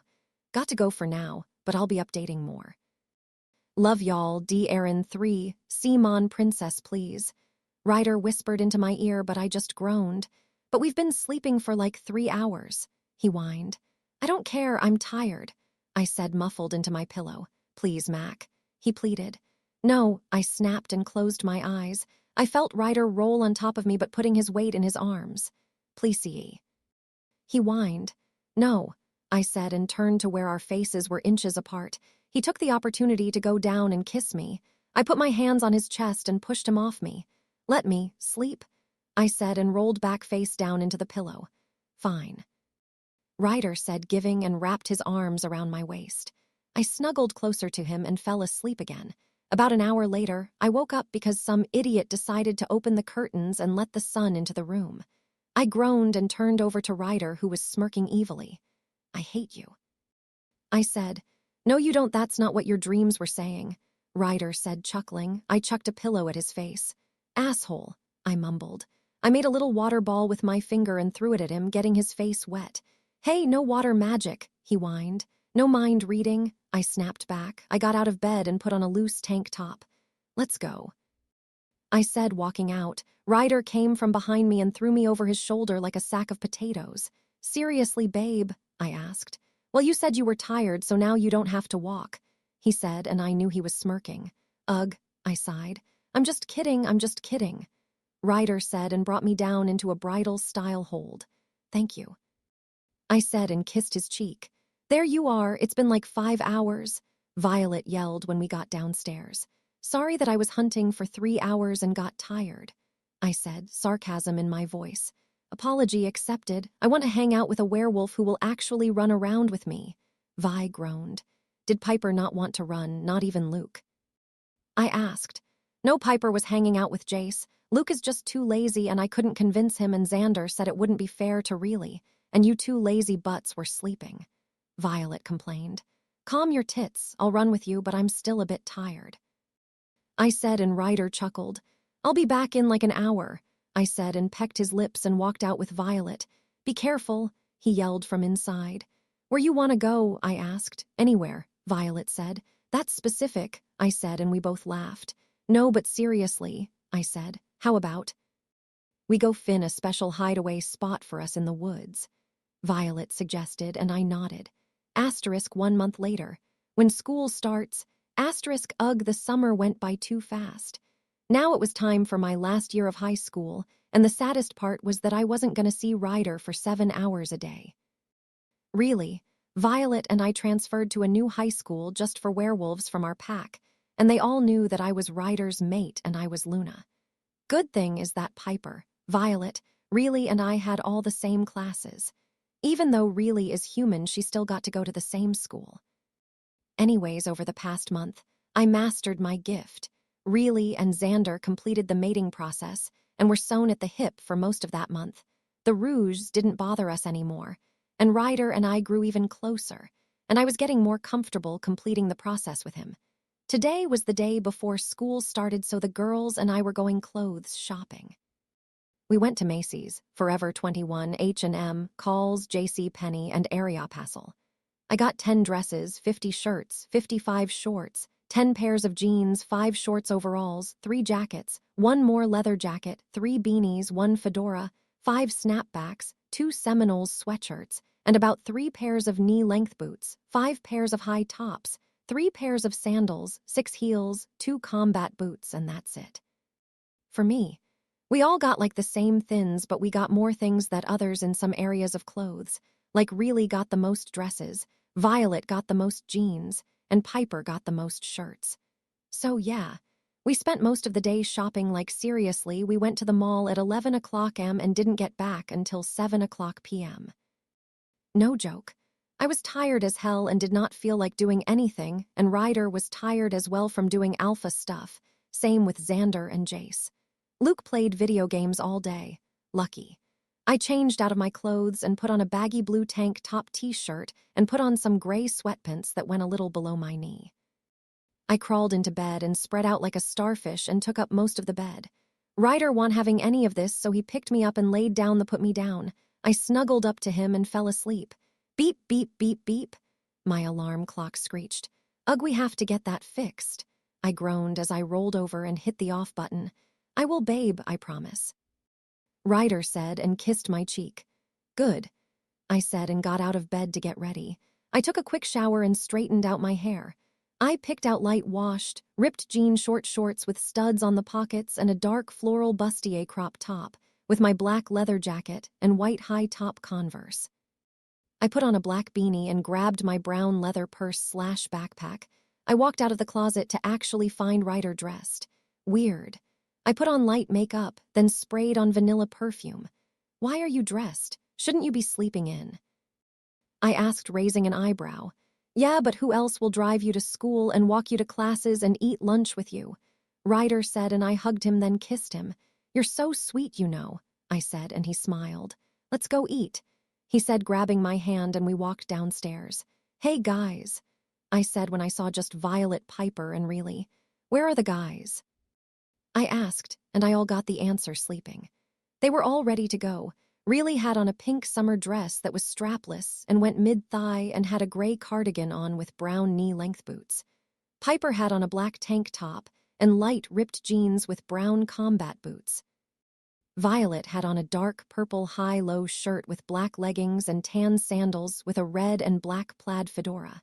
After lunch, we went to all of our classes, and people kept looking at me weirdly, probably because of what happened at lunch.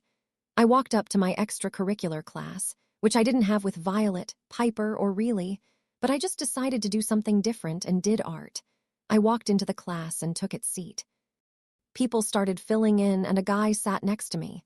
Hey, I'm Hunter, he said, putting his hand out. I'm Mackenzie, I said, and shook his hand. Hey, y'all, I'm your teacher, Miss T, a cheery blonde girl who looked around late 20s. I've seen her around the pack. She might be young, but she's a great motherly figure. Oh, hey, Luna, she cheered, and people's eyes turned towards me. Mackenzie is fine, I said, and she nodded, and people looked back towards her. So you're the Luna. Good thing to know, so I wouldn't get my ass kicked by Ryder. Hunter said, You mean you're Alpha? I asked, hunting towards him. Nah, I don't have to call him, perks of being his cousin. Hunter confessed, and my eyes widened. Ryder never said he had a cousin, I said, and Hunter chuckled. Yeah, he's not too enthusiastic about me. I don't know why, but I knew that if I flirted with his mate, I wouldn't be here right now. Hunter said, and I giggled. Okay, you are going to paint a sunset, and I don't care if it's over land or water. Whatever you want as long as it is a sunset. See y'all in a bit, Miss T said, and walked out of the room. I went to a cabinet and pulled out gold, orange, yellow, red, purple, blue, and green acrylic paint. I got a piece of paper from the front and started. So, Mackenzie, how did you come to meet my dear cousin? Hunter asked. Well, he kidnapped me, and I found out that I was a werewolf because of my grandpa and that I have a gift. On top of that, I have to be a Luna, I explained. Oh, wow, what's your gift? Hunter asked. I'll give you a hint since you obviously weren't at lunch, I said, and made a slightly large water ball and spun it around. I turned my palms upward and it disappeared. Whoa, was all that he could say. Yeah, it's pretty cool. I giggled and Hunter chuckled. I started on my sunset painting and so did Hunter. He tried to sneak a little part of my gold paint, but I stopped him. But he caught me at the time when I had purple on my paintbrush and it got a little on his face. He hugged and I laughed. That's what you get for stealing. Karma is a bitch, I joked, and Hunter put his finer in blue paint and put it on my nose. You ass, I said, and made a small water ball before throwing it at his face. Ugh, he huffed, and I giggled. I finished my sunset 15 minutes before class ended, so I put up my supplies and put my painting up to dry. Hunter finished shortly after. I got out my phone and texted Ryder. Come by the art room. Mac, why? Ryder, because I finished my pairing early and I want to see my mate, so get your ass over here. Mac, got it. Don't have to tell me twice. Ryder, see you soon. Love you. Mac, is that your mate, or should I say my cousin? Hunter said, looking over my shoulder. Stalker, and yes, it was, I said, and Hunter chuckled. Bye, Hunter, I said before telling Miss T I was leaving, and she let me go. I stood outside the art room and saw Ryder walking down the hallway. I walked up next to him and he wrapped his arm around my waist. I have him a small kiss. Then I dropped my backpack and gave him a slightly longer kiss. His hands moved to my weights and I wrapped my arms around his neck. His kissed my mark and I had to hold back a moan. We kissed again, but for a longer time. Ryder licked my bottom lip for entrance, but I declined and he growled. I giggled and we broke away. I love you, I said before kissing him again and allowing him entrance. My hands got tangled up in his hair and he pushed me against a wall. Oh, just get a room, Riley joked just as the bell rang and the hall was filled with students. I blushed and Ryder did too, just a little bit. Shut up, really, I said, and she rolled her eyes. Whatever, she said, and I grabbed my bat and interlocked Ryder in my hands. Hey, babes, Xander said to Reilly when we walked down the steps. Come to pick me up, she asked, and Xander nodded. They ran towards Xander's neon orange Corvette. We are taking my car, I said, looking around and not seeing Ryder's. Yeah, I ran here, he exclaimed. Cool, I said, and he had a devious grin. I checked my pockets for my car keys and saw that he had them in his fingers. I drive, he said before making a beeline for my car, but I made a rope-like thing of water and it wrapped around his chest. No, you don't, I said, knowing he heard me, and I pulled him back to me. I kissed him and he kissed me back. I grabbed the keys from his hands and ran toward my car. Come on, please, babe. Let me drive, Ryder whined, and I gave in, only because he said he would let me sit on his lap. He put the top down and we drove out, avoiding and not caring about the high school students staring at us.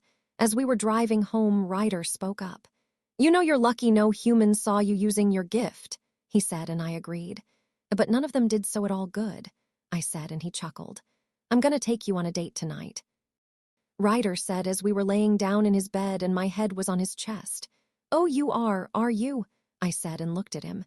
Yes, I am. We are gonna go on a nice date and have a lot of fun because I just love my mate so much, he said, and I giggled. I'm not wearing a dress, I said, and Ryder pouted.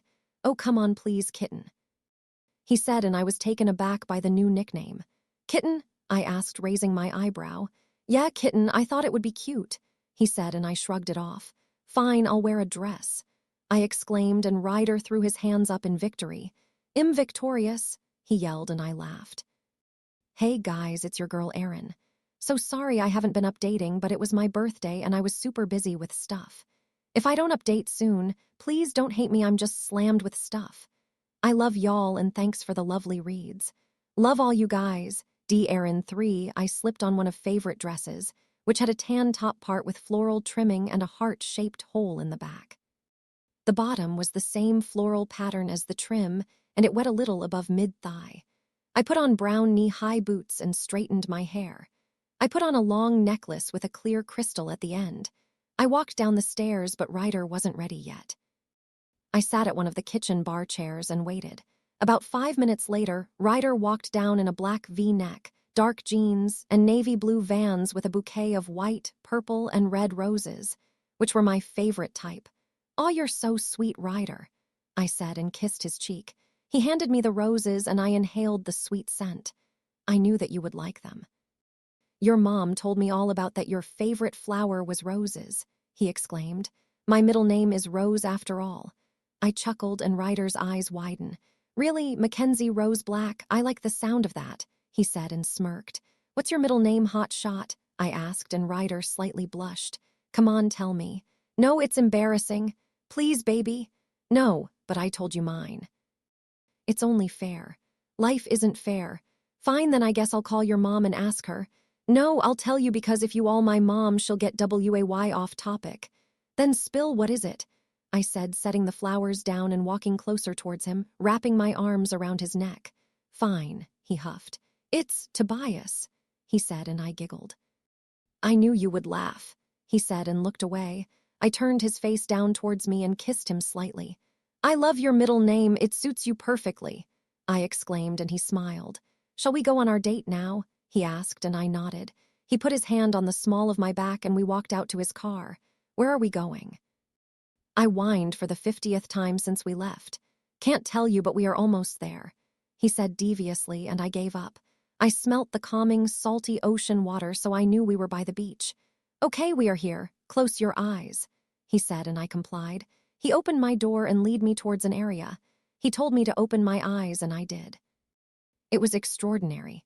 It was a private part of the beach with rocks covering around, with rose petals on them, and candles scattered across, even though it wasn't dark yet. There was white petals leading up to the highest peak of the rocks where there was a basket and a blanket. The rocks lead down to a little pool that wasn't even ankle deep that lead to the ocean. It's beautiful, Ryder. I love it, I exclaimed, giving him a big hug followed by a deep kiss. He picked me up bridal style and carried me toward the blanket, which had roses around it and candles around as well. I love you so much, I said, and kissed him again. He pulled me onto his lap to where I was straddling him. I wrapped my arms around his neck and he put his on my hips. I pushed him down so he was on his back and I was top, and we continued kissing, our tongues dancing around.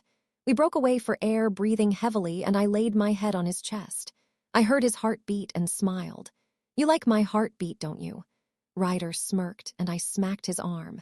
Stop mind reading, or so help me I will turn your feet to ice. I warned, and Ryder backed off. Mac, Ryder asked, and I looked up at him. Yeah, I responded. I wanted to give you this. I saw it and I thought of you immediately, he said, and pulled out a box. I opened it up to see a sliver locket in the shape of a heart with little diamonds on it. Ryder, it's beautiful, I said, and slightly kissed him.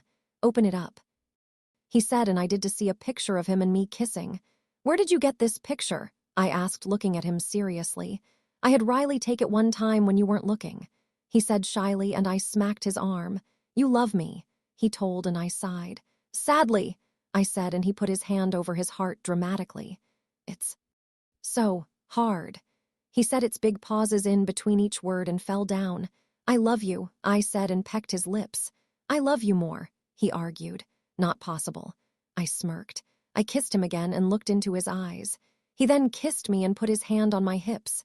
I went back down to being on top and straddling him. He licked my bottom lip and I denied, just to be mean.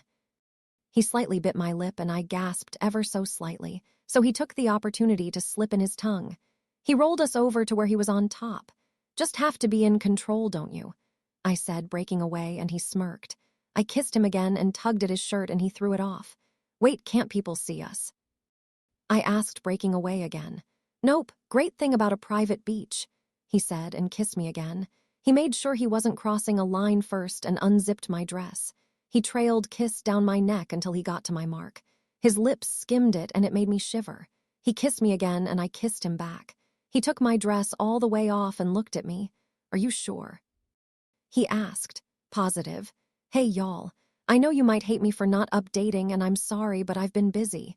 You guys are probably thinking she is always busy. Well, whatever. Just to let you guys know, if you don't like any sexual contact, it ain't my problem, so if you don't like it, I'm not telling you to read it. Comment on what you thought. I love hearing your ideas. Love my lovely readers and stay awesome. D. Aaron 3, I woke up in Ryder's bed with me snuggled close up next to him and his arms wrapped protectively around my waist. I didn't want to wake him up, so I got closer and closed my eyes. Then I heard Ryder grunt and I looked up at his eyes and he smiled. Did I wake you up? I asked.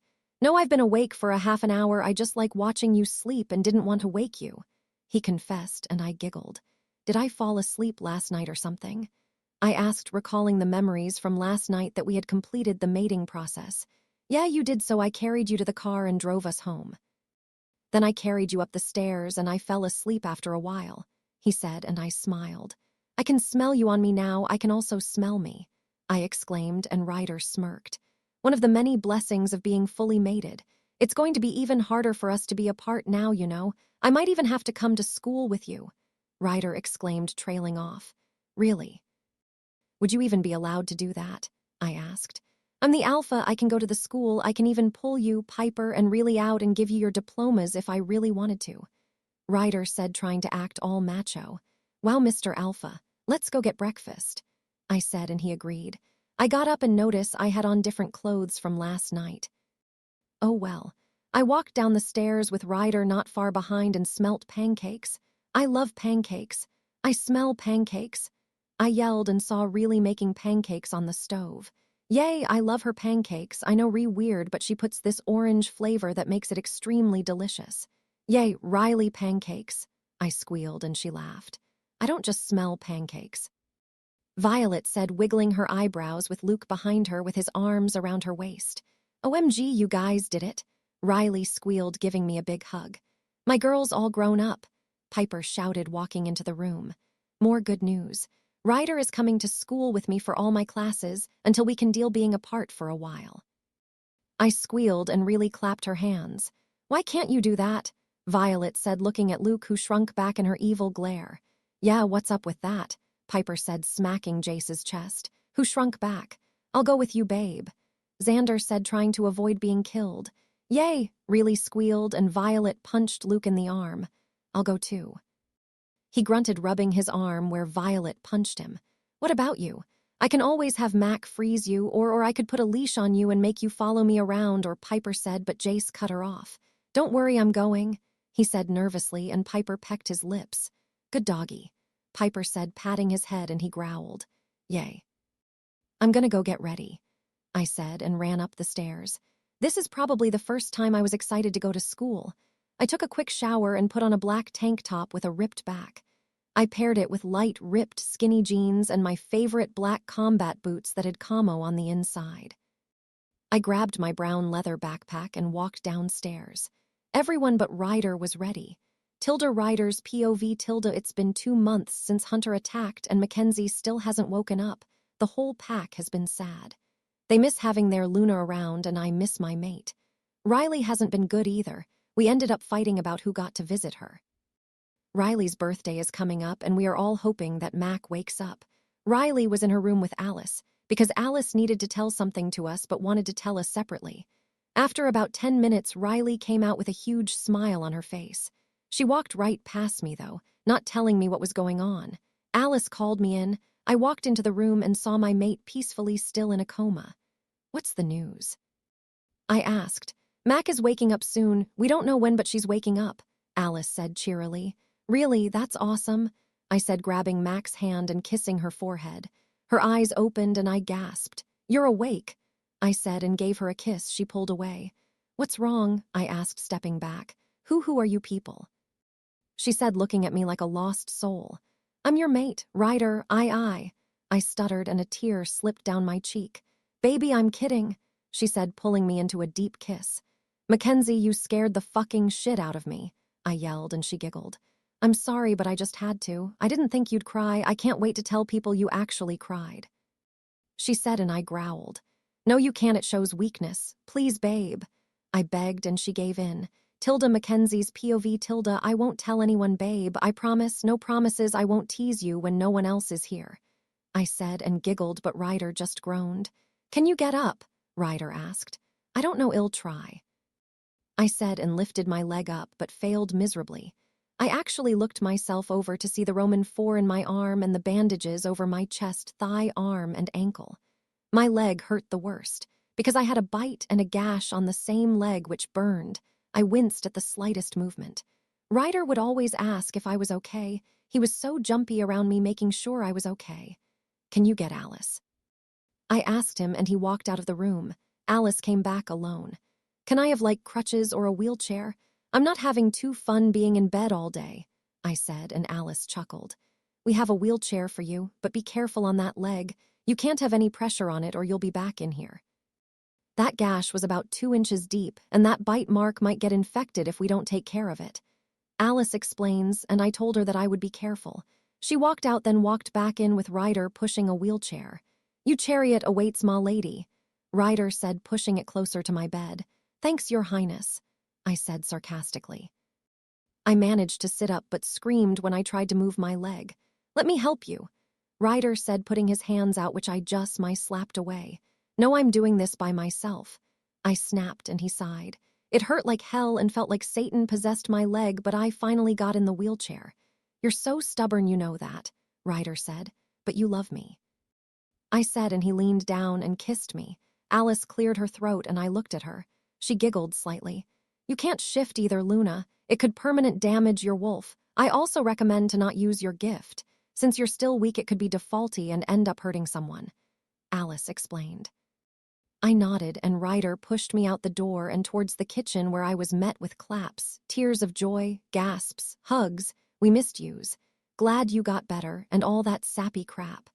I was pure joy trying to walk up the stairs to get to the room, thanks to my handy-dandy wheelchair. Note the sarcasm. When we finally got upstairs, I let out a sigh of relief knowing that I don't have to deal with people. I know that sounds so bad, but you trying being in a coma for 2 months, then realize you have to use a wheelchair to get around for a while and people are smothering you. Thanks for getting me out of whatever you call that, I told Ryder. Want to lay down? He asked, coming to my side. Sure, help me up, please. I said, and Ryder cautiously lifted me up and placed me on the bed gently. Thanks, babe, I said, giving him a peck on the lips. He smirked and kissed me again. When I tired to roll on top of him, my leg burned. I grunted and Ryder broke away, looking at me worriedly. I'm fine, my leg just hurts, I exclaimed. Then you should stop using it, Ryder said, and I slapped his chest. Here, I have a solution, he said, and went on the other side the bed. Now you can go on your other leg, he said, and I kissed him. It hurt to be on my other leg, but by as much as the other. Plus, I didn't want to make Ryder feel bad. He's been through enough. Did anything happen while I was out? I asked, looking into his gray eyes. Nothing. I haven't seen Hunter, and neither has anyone else. I talked to the school and they said that you don't have to make up any work, Ryder explained.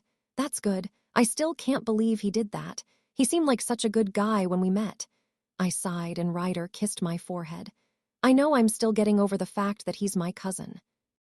Ryder said, Babe, I asked. Yeah, Ryder answered. When Hunter said that this was supposed to be his pack, was that true? I asked, and Ryder stiffened. Yes, it was true, but his father, my uncle, lost the title when he tried taking over packs and killing innocent people. So the title went to my dad. My uncle wasn't too happy, and neither was Hunter. When Hunter's dad died, he went on a rampage to make a pack of his own. That was about the time that I got the Alpha title. So yes, Hunter was supposed to be Alpha, but his dad ruined it for him, Ryder explained, and I was in utter shock. Wow, I can't believe that happened, I said. Yeah, I never knew Hunter had it in him. We would always play together as kids, and he was the nicest. I guess he really wanted that title as Alpha for the biggest pack in North America, Ryder said, and took his hand in mine, intertwining our fingers. Don't worry, babe. I'll make sure nothing bad happens to you, Ryder said. I slapped his chest. Look at me, I said, and he chuckled. Okay, starting now, he said, and we laughed. I ended up falling asleep next to him, and he drifted off a while later. We just laid there together, and everything was good, besides the fact my leg was kinda burning. Yo, new update? I'm sorry if this chapter was short, but I kinda needed to end it because I couldn't think of anything else to do. Sorry for not updating in a while, but I love you guys. Keep being awesome, little pink turtles. I'm so weird, squinting face with tongue. Keep reading and give me ideas. D. Aaron, 3 tilde 2 weeks later tilde. And the reason I'm not putting in the part of where Mackenzie is struggling to get around is because I didn't really know what to write. But it was nothing important, and there will probably be places where she tells about when she was hurt and all that jazz. Love y'all, keep reading. D. I am finally out of that demon wheelchair, and Alice said that my leg could heal any day now, so Ryder wants me to train with a personal mentor. Aka him. Get changed, it's gonna be a long morning. Ryder soused, smirking while I was still in bed. But Babby, I whined. He shot me a glare, and I immediately got up. I changed into some fitted gray sweatpants and rolled them to my knee, then matched it with a black tank top and black high tops. I put my hair in a high ponytail and grabbed Ryder's hand. We walked out to the back where he had mats laid out, punching bags, weights, and timers. Ryder, is this training or boot camp? I asked nervously. Both, he said evilly, and I groaned. 10 sets of lines go, he said, and I began. When I was done, Ryder was holding probably a 50-pound punching bag. I started punching and kicking at it. I punched the bag so hard that Ryder actually fell over. Whoa, sorry, babe. I didn't know I was too strong for you, I said, and Ryder grunted. He shot up to his feet and got in a fighting stance. "Bring it," he said, and I laughed. "No sifting," I said. "No weapons," Ryder finished. I swung a punch at him and he ducked. He tried to kick me, but I blocked it. He swung, but I grabbed his arm, flipped him around, and kicked him to the ground. I jumped on top of him and pinned his legs and arms to the ground. "Had enough?" I asked with a smirk plastered on my face. "Not even close." He grunted and flipped us over so he was pinning me down. "Had enough?" he mocked. It just made my smirk grow more. I kneed him in the gut and he toppled off. I took his arm and flipped him over, making him land right on his back. He tapped 3 times and I laughed. "Ha ha. You just got owned." "By a girl," I said in his face. He brought me down and kissed me. I pulled away. "Don't try to change the subject," I said and helped him to his feet. "Right, next you can train with your gift," he said, and I made a small ball of water. I made it pointy and turned the tip to ice and threw it at a faraway target, hitting the bullseye. "Never mind, you've got that category covered," he said, and I giggled. "So you have your strength and your gift, your weapons experience, but you need to learn to be quicker. I don't mean fast like running in wolf form, I mean fast like running as a human, since you like using your gift a lot," he explained. "What do you want me to do?" I asked. "First, I'm going to shift and you're going to have to chase me. I will run full speed as a wolf and you won't stop running until you caught me. Ready, set, go," he said quickly and shifted. He sprinted at full speed, so I went after him. He cut corners on trees and tried to get me off balance, but I kept following him. We were getting deep into the woods now. After about 30 minutes of running, I was about ready to pass out, but I kept up with Ryder. I just couldn't get close enough to catch him, so I tried a different tactic. Instead of being right behind him, I would cut a corner and tackle him. When Ryder came to start turning, I cut the corner and got to where he was going before he did. I tackled him down. Right before I collapsed, breathing heavily. "Get on my back," Ryder ordered through the link. I climbed on his back and clutched his fur as he ran back towards the pack house. When we got back, I got off Ryder's back and laid on a mat while he went behind a tree and shifted. He walked back shirtless and in black cargo shorts. "Hey, no fair. No, I won't be able to concentrate," I yelled. "Good, then I have an advantage on you," he said and smirked. I got up from the mat and my legs wanted to scream. I shook it off, though. I needed to train. I've lost focus with school and Ryder, and I need to get my head right. Ryder threw one of those weight balls at me and I caught it stumbling backwards. "Hold that in your hands and do 50 sit-ups," he said, and I groaned. "Then you can get water," he said, and I started. By the 20th, I wanted to scream. This ball had to be about 30 pounds added to my actual weight. When I got to 25, I stopped. "Keep going," Ryder yelled. I continued on and did the rest. I couldn't get up, so Ryder came and picked me up bridal style. I punched his chest, hard this time, and stumbled back. "You know you're gonna kill me," I said, and he laughed. "Fine, we're done for the day. I know your leg must be hurting," Ryder said, and I cheered. "Thanks, babe," I said and kissed his cheek. He carried me back in the house and set me down in the kitchen. Piper walked in. "You look like shit," she said, and I shot a water ball at her. "You're just lucky you don't have a mate that's your mentor from hell," I said while Piper wiped the water from her eyes. "Actually, my mate does train with me. Key word with. He doesn't go as hard as Ryder, but we still train," she explained. "Hey, girl," Riley said, walking in. "Well, Mac, what happened?" she asked. I was on the verge of throwing water in her face, but I didn't. "Ryder trained her a lot," Piper explained. I looked over at Ryder, who was getting an ice pack, and said, "I'm not training with your anymore, Ryder." He looked over at me. "Yes, you are," he said. I made an ice ball and tossed it up and down in my hand. "No, I'm not." "Unless you ease up a bit," I said, and we agreed that I only had to train twice a week for 2 hours. Thank God. Today felt like Satan was possessing my whole body because of how hot it was. Ryder gave me the ice and I put it on my leg, and it felt so good. I gave him a kiss and heard the door open. "Hi, guys." "Whoa, Mac, wah," I cut off whoever was at the door. "I swear to God, the next person to ask why I look like shit is going to have a bad day," I said, turning around to see a frightened Luke at the door. "Yes, sir," he said and sprinted away, but not fast enough, cause I managed to throw water at him. My ice pack was getting warm, so I gave it to Ryder, who was sitting next to me, and he put it away. I used a little cold water ball and placed it over my leg. It soothed the pain and it soon went away. "I'm gonna go take a nap," I said and got up and hobbled up the stairs and fell asleep as soon as I hit the sheets. Hey, please guys, don't hate me. I'm sorry I haven't updated, but there has been crazy shit going on in my life. My dog died and I am still a little sad.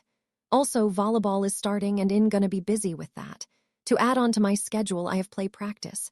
I'm so happy though cause we're doing Alice in Wonderland and I get to be the Queen of Hearts. Yay! I hoped you liked the chapter and suggest ideas to me. D. Aaron 3. When I woke up, Ryder was at the office connected to our room writing papers and shuffling through binders. I walked up behind him and kissed his cheek. "Whatcha doing, baby?" I asked and sat down on his lap. "Alpha stuff. Hunter had been posting threats and we are trying to find out if he'll ever follow through with them. This is why I trained you so hard. I don't want you to get hurt."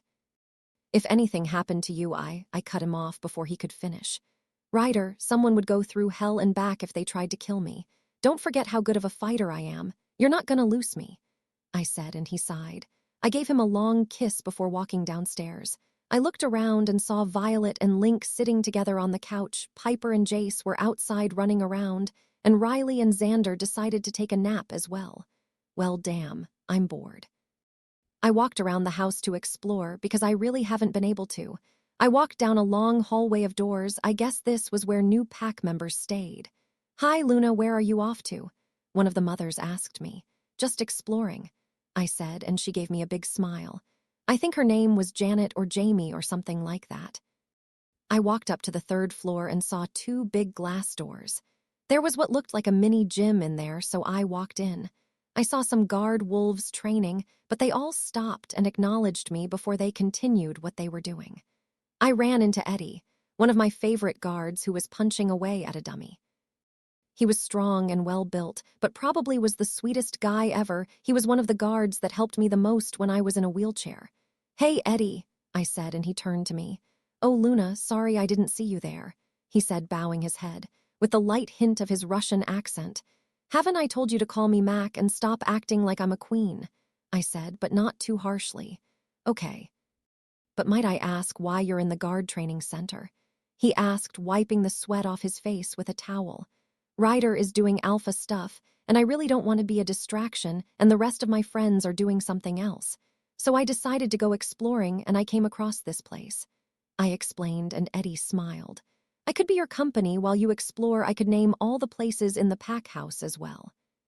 Maybe after we could get lunch and go out on the town," he said, and I smiled. "I'd like that. Now get your sweaty butt moving," I said. I walked out with him following. "Want to go on the roof?" he asked, and I nodded my head rapidly. "Let's go," he said. We took the elevator U to the roof, which had telescopes and security cameras. We walked over to the ledge and I could see over the forest. I saw way in the distance Piper and Jace's wolf playfully chasing each other. I giggled slightly and looked over at Eddie, who had his brown and blonde hair blow in the wind, his baby blue eyes shimmering. "Where to next?" I asked, going back to reality. "I don't know. Most of the pack house is either rooms, offices, or training centers, beside the fun stuff that Alpha Ryder put in for your enjoyment," Eddie explained. "Then I guess it's lunchtime." I cheered. I walked back to my room and told Ryder where we were going, and he was okay with it as long as a guard came. I told him Eddie was coming, and he said okay. I changed into some short white shorts with gold studs, a black tank top crop top with the American flag on it. I threw on black and gold flip-flops, and Eddie and I headed out. We just took Eddie's motorcycle and went out to the city. He parked his bike in a parking garage and we walked around. "Hey, Eddie, how old are you?" I asked, being rally curious, and we needed something to talk about. 20, he stated. "Sorry to ask, but do you have a mate?" "No, but intend to find her. Whoever it is will be very lucky to have you, Eddie," I said, stopping and looking to his beautiful eyes. Yeah," he stuttered. He leaned his head down a bit, and I stood up on tippy toes as I leaned in for a kiss. We kissed passionately, and I wrapped my arm around his neck while his found their way to my waist. Then I remembered what I was doing and who I was doing it with. I quickly broke away and looked down.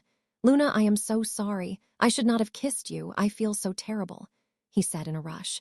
"Don't be sorry. It was just your fault," I said, putting a finger to his lips. Why do I suddenly have this attraction towards him? I thought when you're mates you never look at another male with desire unless he was your mate. I just wanted to kiss him again. I kept trying to get Ryder back to my mind, but I couldn't. What is wrong with me?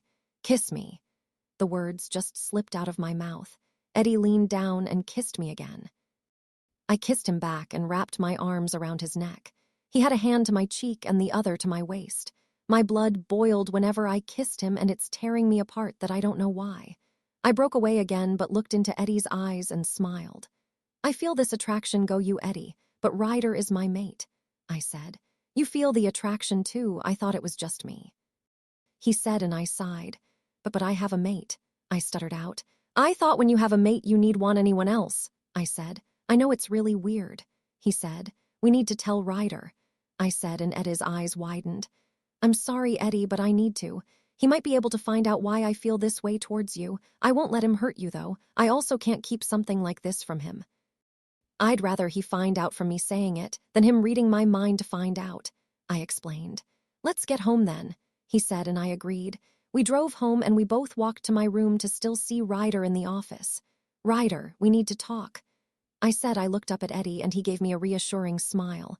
Ryder walked up and I took a deep breath. Here goes nothing. Cliffhanger. Please don't hate me, but I thought this would be a good idea. Sorry, it's short. I was running out of ideas and this came to my mind. Comment what you guys think. Are you team Rackenzie or Medi? Vote and comment. Love you. His hope you still read the story. D. Aaron 3 picture of Ryder. I kissed Eddie. The words just fell right out. Ryder's eyes were filled with a mix of anger, hurt, and disbelief.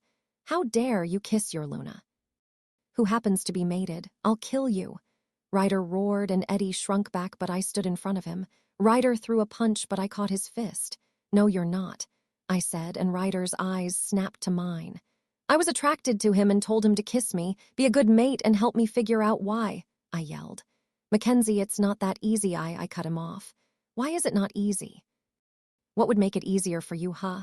I love you and you should know that, but for some strange reason I am pulled to Eddie like I am to you. We need to get people together and figure out why this is happening, I said, and kissed Ryder full on the lips.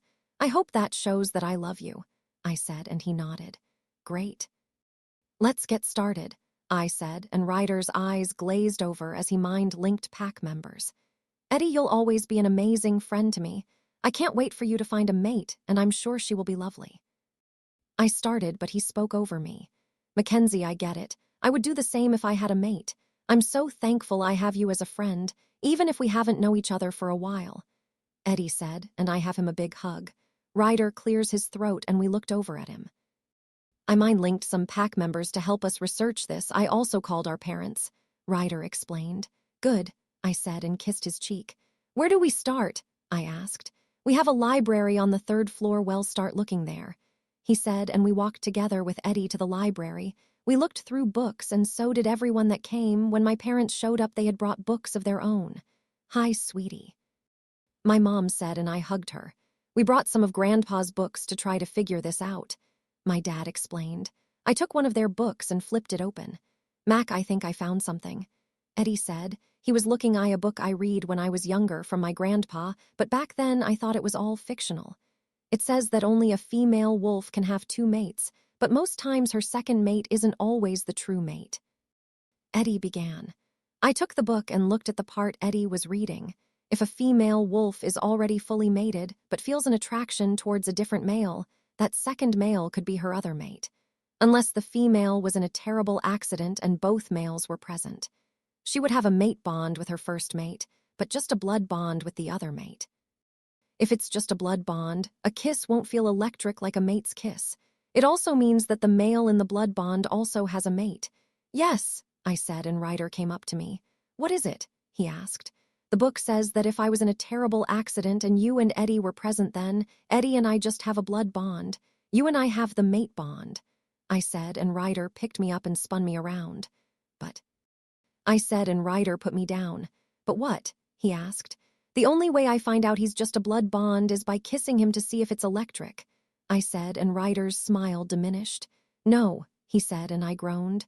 Well, it's not your decision, I said, and his eyes turned black. Jasper was in control. Bring it on, asshole, I growled. Whatever you ask for, princessa. He growled back. I heard a bone-chilling growl from behind me, and I knew it was Jasper. It's okay, Jasper, I got this. I told him, hoping it would put him at ease. Sadly, it never does. Hunter pounced towards me, but I dodged him and punched him to the ground while he was in the air. Hunter put his hand up. I screamed in agony as it felt like acid was coursing through my veins. My head whipped up to the sky. He swiped his hand down, making me fall flat on my back. Jasper came to my side and I slowly pet his head. Hunter laughed. Such a sweet story. He said, sarcasm coating his words. I slowly sat up. Hunter gasped and looked shocked. He put his hand up again and I screamed bloody murder. I fell back down again. Hunter chuckled lowly. You never learn, do you? He asked. He raised his hand again, making me face the sky. He started to lift me off the ground and then threw me into the pack house wall. I grunted when I made contact, but I heard a whimper. I looked over at Jasper, who was in a neck lock from Hunter. Oh, hell no. I quickly came to my feet, ignoring the pain. I made a water rope and I wrapped it around Hunter. I ripped him off Jasper and turned the rope to ice. Before he could do anything else, I wrapped a water coil around his wrists and turned those to ice as well. I ran over to Jasper. Jasper, I squeaked. His eyes were closed, but I saw the rise and fall of his chest. I heard cracking and looked over to Hunter, who was breaking out of my ropes. He broke free with the ice going everywhere. Attack, he yelled. A group of 500 or so wolves started running towards us. Women. Children, find a safe place. Males, come and defend your families. I want anyone who can fight to fight, I yelled. Yes, Luna. They yelled back and some girls shifted while all guys did. Riley was running up to me and I saw Xander attacking a wolf. Riley, go, I said, but she shook her head. You'll be killed, you can't shift, I said, and she pulled out her rifle from behind her back. I can't shift, but I can shoot, she said, cocking her gun. The ones with black eyes. Jasper and I can deal with Hunter, I said, and she nodded. I looked back over to Hunter, who was smirking evilly. Jasper was still on the ground, not dead though.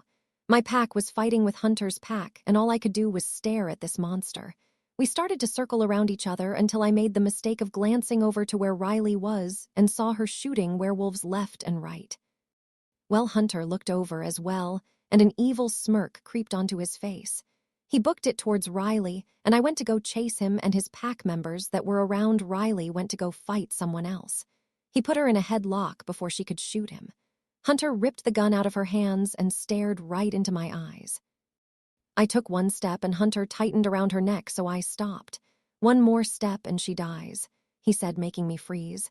I actually took a step back, not wanting him to get mad. She doesn't concern you. Just let her go, please, I begged, but he just laughed. Do you really think that I'm so stupid and petty as to let her go because you asked nicely? He scoffed and I growled at him. Calm down, Princessa, unless you want Riley here to die, Hunter warned. I made eye contact with Riley and she looked scared. I'm not going to let her down by being weak. I am going to help her. I made a small water ball and Hunter tightened his grip. I will kill her, you know, he warned me, but I rolled my eyes.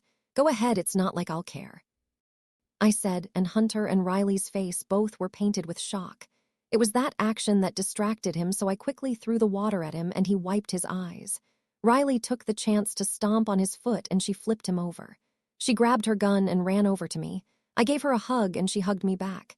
You know that I don't want you to die, I said, and she nodded.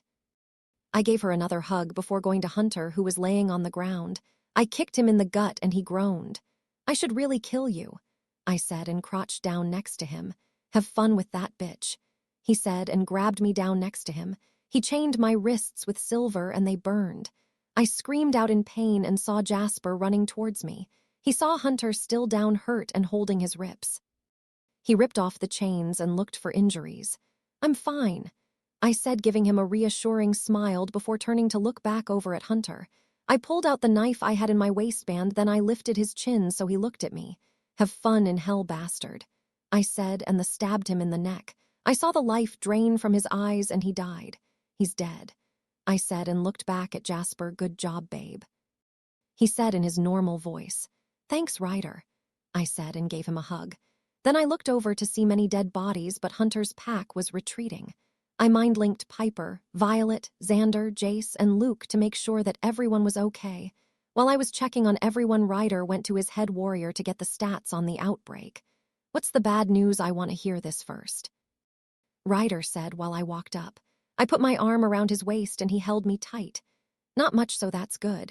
We lost some warriors and some members, but not as many as them. The leading cause for most of them dying was from Mackenzie's friend Riley shooting at them with silver bullets. He explained, and I was a little surprised Riley did all that. And the good news. I said, getting in on the conversation. Hunter's pack has retreated and won't be bothering us anymore. They made a treaty of peace. They only attacked us because Hunter threatened to kill their families. So Mackenzie, you can go back to not having to worry about Hunter anymore. He said, and I was so relieved. I can go back to living an almost normal life, besides the werewolf part. Hey y'all, I am Sue, sorry for not updating, but I'm gonna be upfront and say I had the hardest time finding ideas. So I'm asking all of you, my readers, to please, please, please, with cherries on top, to comment with ideas that I should use. Hope you are enjoying the book, and put those thumbs or fingers or whatever you use to vote and share my book with all your peeps. D. Aaron 3, hello baby girl. I heard a familiar voice say. Who's there? I asked. Looking around the woods I was in. Are you saying you don't recognize me? The voice said again. I turned up to the source of the noise and saw him, Hunter. I thought I killed you. I shouted up to him. He jumped down and looked me right in the eye. Oh, how wrong you are. He growled and chuckled a bit. That's where I come in, Cole said in the distance. Cole. I asked, turning around to be face to face with the demon I once knew as my boyfriend. Wait, you did this? Wawa, how did you bring him back to life? I killed him, I saw him die, I said, and Cole laughed. I've been feeding him my blood, and when he died, he came back because of the vampire blood in his system. He said, and I got really confused. Hunter grabbed my arm and turned me around to him. His eyes were all black and he had fangs poking out of his mouth. I'm a vampire princessa and so is Cole. Hunter said before sinking his fangs into me neck. I screamed out in agony. Mackenzie, Mac, wake up. It was a dream, Ryder said, shaking me. Babe, what's wrong? He asked with concern painting his face. Just a bad dream, I'm okay, I said, trying to reassure him. I sat up in the bed and saw I was covered in sweat and Riley and Xander were in the room. Mackenzie screaming out in agony is not nothing. What happened in the dream? Riley asked. I saw it. When I felt her squirming around, I started to poke around in her thoughts and I could see the dream. It was with Cole and Hunter. Cole was a vampire and brought Hunter back to life, right before he bit Mackenzie. Ryder explained, and I knew he was having a hard time getting the last words out. Mackenzie, you do know vampires don't exist, Xander said. Werewolves exist, why can't vampires? I snapped. Hey, it's okay, Ryder said softly, sitting down next to me. I know, sorry, I'm sorry, Xander, I guess I'm a little uneasy. I apologized. It's okay, Xander said. You know, the weirdest thing, though, is that it felt so real. Like it happened or it's going to happen, I said, and Riley started laughing her ass off. I'm sorry, but Max, start thinking straight. Vampires are not real, she said in between laughs, though the last part was dead serious. I'm sorry, but that dream felt real, Riley, I said, and Piper and Jace burst through the door. I heard a scream. What happened? Piper asked, and I giggled. Took you long enough, that was like 5 minutes ago. Ryder said. It was nothing, just a freaky dream, I said, so Piper relaxed. Okay then, bye, she said before grabbing Jace's arm, dragging him off to do who knows what in their room. They are crazy, Xander said as Riley laughed. Let's go, I bet they need privacy, Riley said, smirking.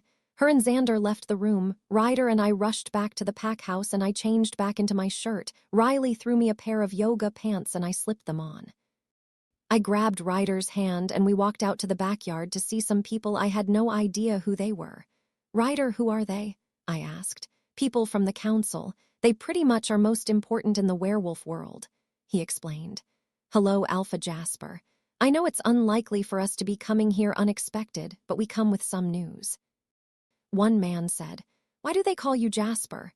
I asked through our mate link. That's how they address wolves, with their wolf's name, like you are Naomi, he exclaimed.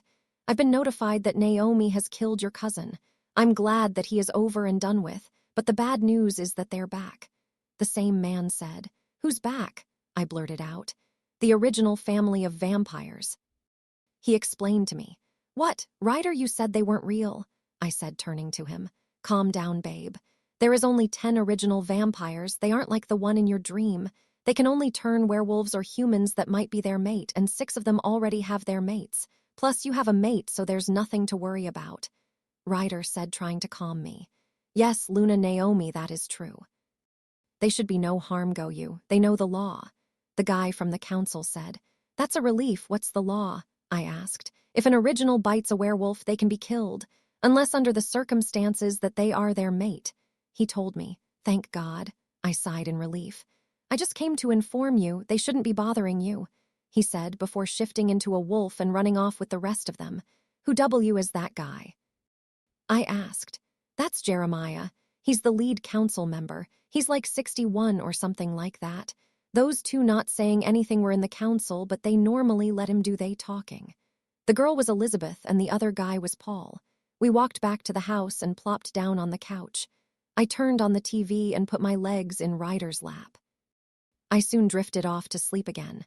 "Hello," I asked out in the darkness. "Finally, you're awake," Cole grumbled. "What do you want?" I growled, my canines extended. "It's not what I want, sweetheart, it's what he wants. I mean, you did kill him," Cole says, and I get confused. Until I see Cole and Hunter walk out and I can see them clearly, I growled again and Hunter chuckled lowly. He took a step forward and I went to punch him, but I was strapped down to a chair with chains. Thankfully, no silver. I tried to make a sharp ice point, but it was no use. I couldn't. "Don't try using your powers or your link. That's all gone for now," Hunter said, and I got a little scared. "Think that'd be the only way you could defeat me?" I said with cockiness in my tone. "No, but I do know using your mate against you would," Cole said, and my heart sank. I guess Cole saw my expression. "We haven't hurt him yet. It's only if you don't cooperate," Cole explained. I was currently getting ready for the party, and I was actually excited. It's been a while since I've been to a party. I was already dressed in my outfit and was curling the ends of my hair. I pinned a piece back and put on light makeup. Piper was straightening her hair. Violet was doing it in this weird updo, and Riley was putting her hair in a bow. It looked really cool. Even if she did steal that idea from me. When we all got ready, we went downstairs to wait, even though all they guys were ready. Penny half lived in the pack house and half lived at her parents'. It's just whenever her parents piss her off, she comes to the pack house. I don't get why she just stays at her parents'. I've been there before, and she has plenty of places to hide away in that gigantic house of hers.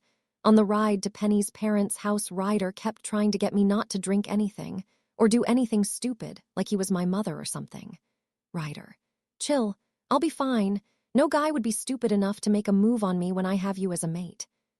Plus, even if I do get drunk, which isn't likely, you'll be watching me like a hawk the entire party. Knowing you, you'll stop me before I do something I'm going to regret," I explained to him. "I guess you're right," he said. "When am I not?" I said with cockiness coating my tongue. "Later in the party, yes, that's 5 wins for me and 0 for you. Do you even know how to play, baby?" I asked Ryder. "Loser racks," I said, and Ryder went and collected all the pool balls and put them in the triangle. "Because I'm such a generous person, I'll let you break this time. Maybe you'll finally win a game," I said. "Fine, but I'm not going easy this time," he growled. We had attracted most of the party for this game. People actually started placing bets. "I'm going for solids," Ryder said, and got ready to shoot. He pounded the cue ball and made 2 solids in, one in the corner pocket. Ryder said, and nailed it in. I rolled my eyes and he chuckled. "Told you I wasn't going easy," Ryder said. He hit the 5 but scratched, so it was my turn. I hit 2 in, then hit 1 more, 2 in the side pocket. I softly hit the cue ball and the 2 went in. I scratched, so then it was Ryder's. We were down to the right ball and it was my turn, but this was probably the hardest shot ever. I went to shoot, but Ryder coughed. On purpose. That little bastard, and I messed up my shot. "Hey, you little bastard, you cheated," I yelled, and he chuckled. "Sorry, babe, didn't know coughing was against the rules," he said slyly, and Xander gave him a high 5. "Fine, your turn," I said with a smirk plastered on my face. Ryder took the shot, but I sneezed and screwed him up, but he left a perfect shot for me. I had a smile so big I could be that cat from Alice in Wonderland. Before Ryder could do anything, I tapped the cue ball and the 8 rolled in. "So that was your best game, babe?" I asked. Ryder just growled at me. I have him a kiss to make him feel better. "Okay, now we're playing a game I know I'll win," Ryder whispered into my ear. "And what's that?" I whispered back. By then the party had won back to people dancing and drinking, so it was just me and Ryder by the pool table. Ryder pulled back my shirt a little and kissed my mark. I shivered with his touch. He trailed soft kisses from my jaw down to my collarbone. I softly moaned, which made him laugh slightly. "Come on, let's go," he said, and grabbed my hand, leading me upstairs. To a bedroom I have no idea which one. 1 week later, I woke up cocooned next to Ryder. Like, seriously, I was wrapped around him. I could tell by the smirk on his face that he was enjoying having me so close. Suddenly, my stomach didn't feel so well, so I wiggled out of Ryder's grasp and ran to bathroom. I barely made it to the toilet before I started to vomit. Ryder came to hold my hair back. He rubbed my back soothingly while I lost everything I had in my stomach. "You okay, Mac?" "Yeah, it was probably just something I ate," I said, then wiped my mouth. I sat back on my heels and contemplated about what I ate in the past few days to make my stomach so upset. But then again, I didn't eat much. "Wait, Ryder, I gotta head to the store alone." "I'll be back in a bit, I promise, but I just need to go," I told, then went in my closet and put on a pair of blue joggers and a tight black tank top. I grabbed my wallet and the keys to my car and headed downstairs. "Riley, come on, you need to come with me to the store," I said, grabbing her hand and dragging her out the front door. I started my car and headed off to the nearest drugstore. "Mac, what are we doing?" Riley asked, but I didn't answer. "Mackenzie, tell me what the hell is going on. I might be pregnant, Riley. I barely ate in the past few days, but all of a sudden today I threw up in the bathroom. So we are going to the drugstore to get a test, or the pill, I don't exactly know yet," I explained. "Wait, you and Ryder had sex?" She asked as if it was the most important question right now. "No, Riley, we just dance around like little pixies. That's why I'm so worried about pregnant," I said with sarcasm coating my every word. Okay, let's just get the test," Riley said as soon as I pulled into the drugstore. I ran in quickly and got a test. The lady at the counter gave me a dirty look before saying that I needed ID. "Do you know who Ryder Andrews is?" I asked. "And sorry, but I totally forgot Ryder's last name, or if I even gave him a last name. If you guys know, please tell me." "Yes, he is the alpha of our pack. Wait, why are you asking?" she sneered. "Because I'm his mate, you bitch. Now let me buy this effing test." I growled. "How do I know you aren't lying?" "Look, lady, I don't know who you think you are, talking to me like that, but I'm kinda in a hurry, and if you don't want me to call the alpha down right now, to tell him how disrespectful you are being to me, I suggest to just let me buy the damn test." I snapped. "Of course," she said, eyeing me. I paid for it, then flicked her off before walking out of the door. I probably broke every speed limit that they have on the road with how fast I am going. I ran into the pack house to the downstairs bathroom. Riley waited patiently outside the door while I did the test. "What does it say?" she asked. "I don't know, I have to wait a couple minutes," I answered. Riley opened the door and squared down beside me. "It's time," I said, my finger still covering the answers. "I can't look." "You have to." I looked down and saw a little plus sign where my answer should be. I immediately started to cry. Riley hugged me and rubbed my back. "No, I can't be. I'm only 18. I'm not supposed to be a mom. I can't be mom," I sniffled. "What's wrong?" I heard crying. Piper said, coming into the bathroom. Riley looked and her then motioned over to the pregnancy test in my hand. "What do you mean I already have a mate? You're not even a werewolf. Were you not paying attention when the council said something about the original family of vampires?" He paused to let it sink in. "And the original vampires can have mates," I finished. "Yes, exactly. You don't have to worry. Hunter won't be able to hurt you. I won't let him," Cole explained as if he was a committed boyfriend. "How can you be sure that he won't hurt me? I have control over him now." "As long as I say not to hurt you, he can't." "What gave you that power?" I snapped. Maybe it was because I turned him. Now I'm more powerful than ever. He's scared of me. He knows that it's best to not get in my way of getting my mate back. If you knew I was your mate, why wait till after I got together with Ryder? Why not just do it when we met? Just like werewolves, I had to wait a certain age, and a few weeks ago was my 518th birthday. Even though I should have found you sooner, but I found out who my soulmate was, and it was me. I finished, ding, ding, ding. "But why didn't you tell me that you were a vampire? How could you keep that a secret?" I asked. "I did, but you got so scared and terrified of me that I compelled you to forget what I told you." "How do I know you're not lying?" "Mackenzie," Ryder yelled faintly. I could tell he was pissed, but also not very far away. I looked back to talk to Cole again, but he was gone. "Mackenzie," Ryder yelled again. He saw me standing there and sprinted up to me. "What the hell do you think you're doing?" he yelled. "I think that I don't need to be yelled at right now. Leave me alone." I screamed. "Mackenzie, I'm sorry, I didn't mean to. Save it, Ryder. You can't apologize for telling me what I heard and saw with my own damn eyes." "I'm sorry, Mackenzie. If you don't want to forgive, that's your choice. Come talk to me when you think Hunter is done tormenting you." Ryder growled fiercely before he stormed off. When he was out of sight, that's when I started to cry, and I couldn't stop. Did he just reject me? Did I make a mistake? A million questions were running through my mind at that moment. I felt arms being wrapped around my waist. I turned around to see that it was Cole. Right now, I didn't even care. I turned around to be face to face with him. He leaned in to kiss me, and didn't stop him. His lips connected with mine, and I didn't pull away. I didn't stop it. I just kissed him back. It got a little heated, and Cole pulled away. "Come with me." "To where?" I asked. "To where all the original vampires and their mates live," Cole said. "Okay, so no one can follow us." He got out a vial and handed it to me to drink. "What is it?" I asked. "It makes your scent invisible. No one can track it," Cole explained. I took a sip and he smiled. "Hop on," he said, turning around so I could get on his back. I got on and he got into a run. Soon he was going extremely fast. It must be some sort of vampire thing. In a matter of a couple minutes, we came up to what seemed like a castle. "What's the plan, Ryder?" Xander asked. "Yeah, I mean, it's not like you can follow her scent," Jace told. "Yeah, I know, but maybe I can track Cole's," I suggested. "Yeah, good luck with that." If Cole really is a vampire, then he's dead, which means he doesn't have a scent to follow. Luke informed. "Damn, I didn't think about that." "Yeah, but vampires do have a distinctive scent. It's not specific, but it's something," Violet exclaimed. "Wow, this girl really does her research. You know what that scent is?" Violet looked at me like she was about to murder me. "Do I look stupid today? Of course I know the scent, or else I wouldn't have brought it up, dumbass." "Well then, let's get going." "I totally screwed up with your family. They hate me." "No, they don't. They just love blood but hate werewolves," Cole said. "So they do hate me." I plopped down in bed. "They just hate what you are." He crawled on top of me, giving me a kiss. "You always know how to make me feel better." I kissed him back, pulling him closer to me. "I love you," Cole said. Suddenly I felt woozy and lightheaded. "Mackenzie, he's lying to you. You're under a potion. Don't listen to him.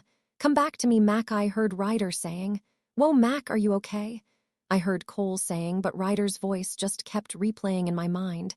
I ended up rolling off the bed, slamming against the floor. "Mackenzie, what's wrong with you?"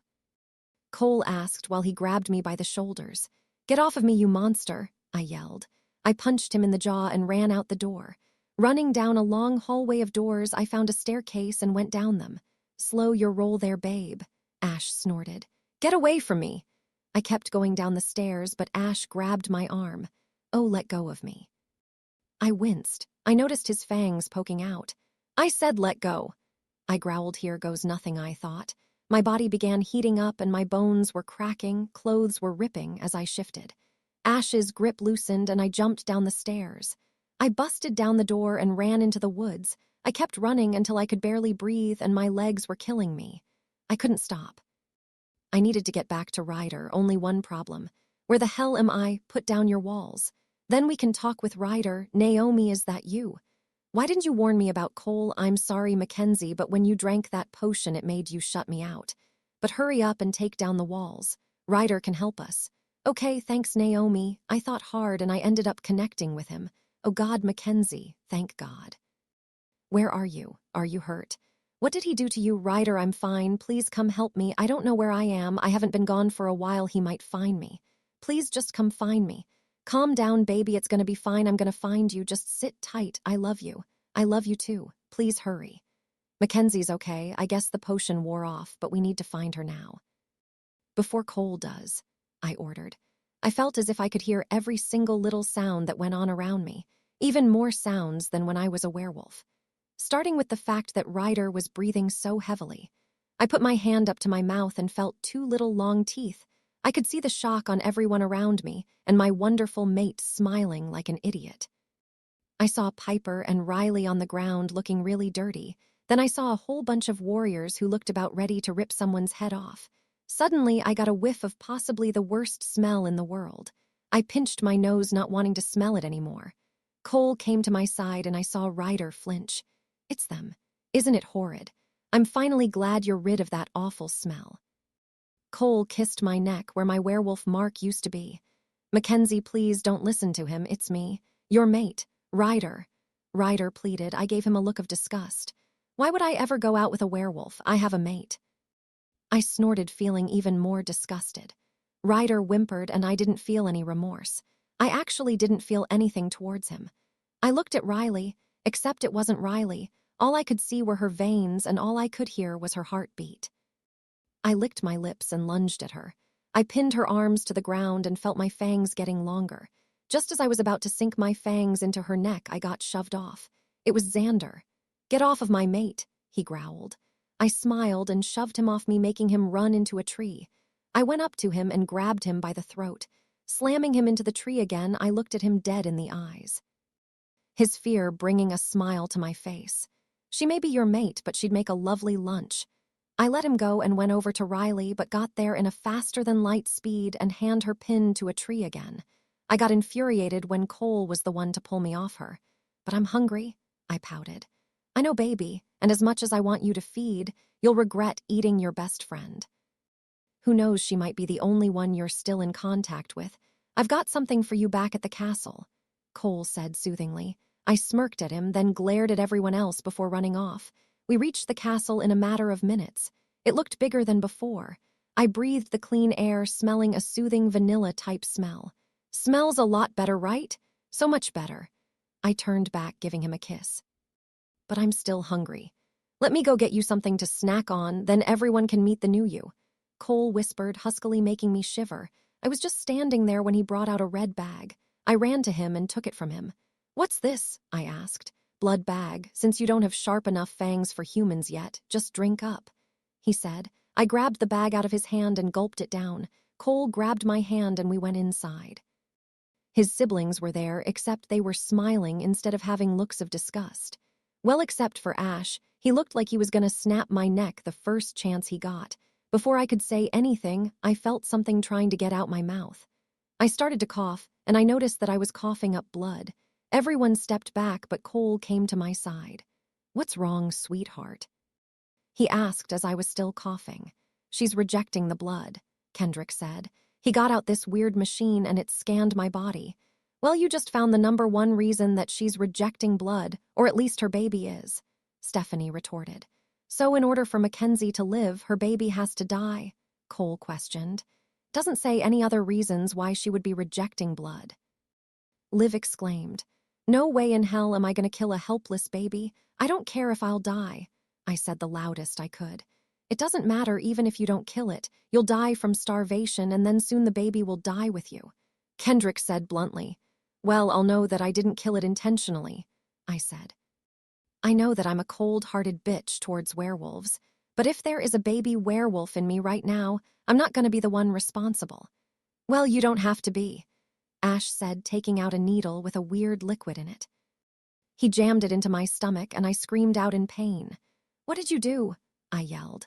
That was just enough wolfsbane to kill a werewolf. It won't harm you, but the baby will die, Ash said before running out of the room. He just killed an innocent child. I yelled, getting up, but my head started pounding, making me lay back down. Get her a blood bag now, Cole ordered. Liv super speeded out and came back with one in her hand. Cole took it and gave it to me. I sucked it dry. I felt better. My head didn't hurt anymore. My stomach felt full, except I had to kill a baby to do it. I'm so selfish, I said, dropping to my knees.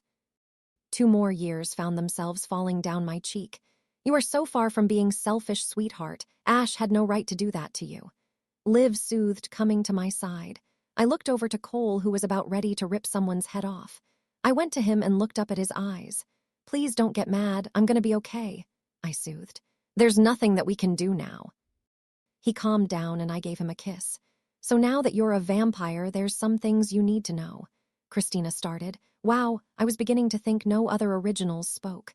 Yeah, like first, if you're gonna eat someone, you can't kill them, Garrett informed. You need to eat, then compel them to forget what happened, cover up your tracks. But if you start leading a trail of dead bodies around the country, people and the council will get suspicious." Aaron informed. "Well, what if I can't stop?" I asked. "Trust me, sweetheart, you're not the only turned original who had trouble with stopping." Scarlett snorted, but then smiled. I gave her a weird look. "What now?" I asked. "There needs to be a place where you can practice all three of those. Let's call them qualities." Kendrick stated, "How about going to the mall? I mean, she needs clothes and there's a lot of people there." I heard Stephanie say, "Well, I was beginning to think you didn't like me." I turned to Stephanie and she smiled. "Well, I wasn't saying I didn't, but you can be tolerated." She snorted. "Okay, but I want guards," Cole ordered. "Hell no," I said, jumping up from where I was sitting. "I have already been watched enough by werewolf guards. I thought that I'd be free of that, so as my mate, please don't put any guards on me," I told. My head was pounding. I could barely think straight, or remember much for that matter. I remembered Liv getting knocked out or something and the same happening to me. I was too afraid to open my eyes to see what had happened to me.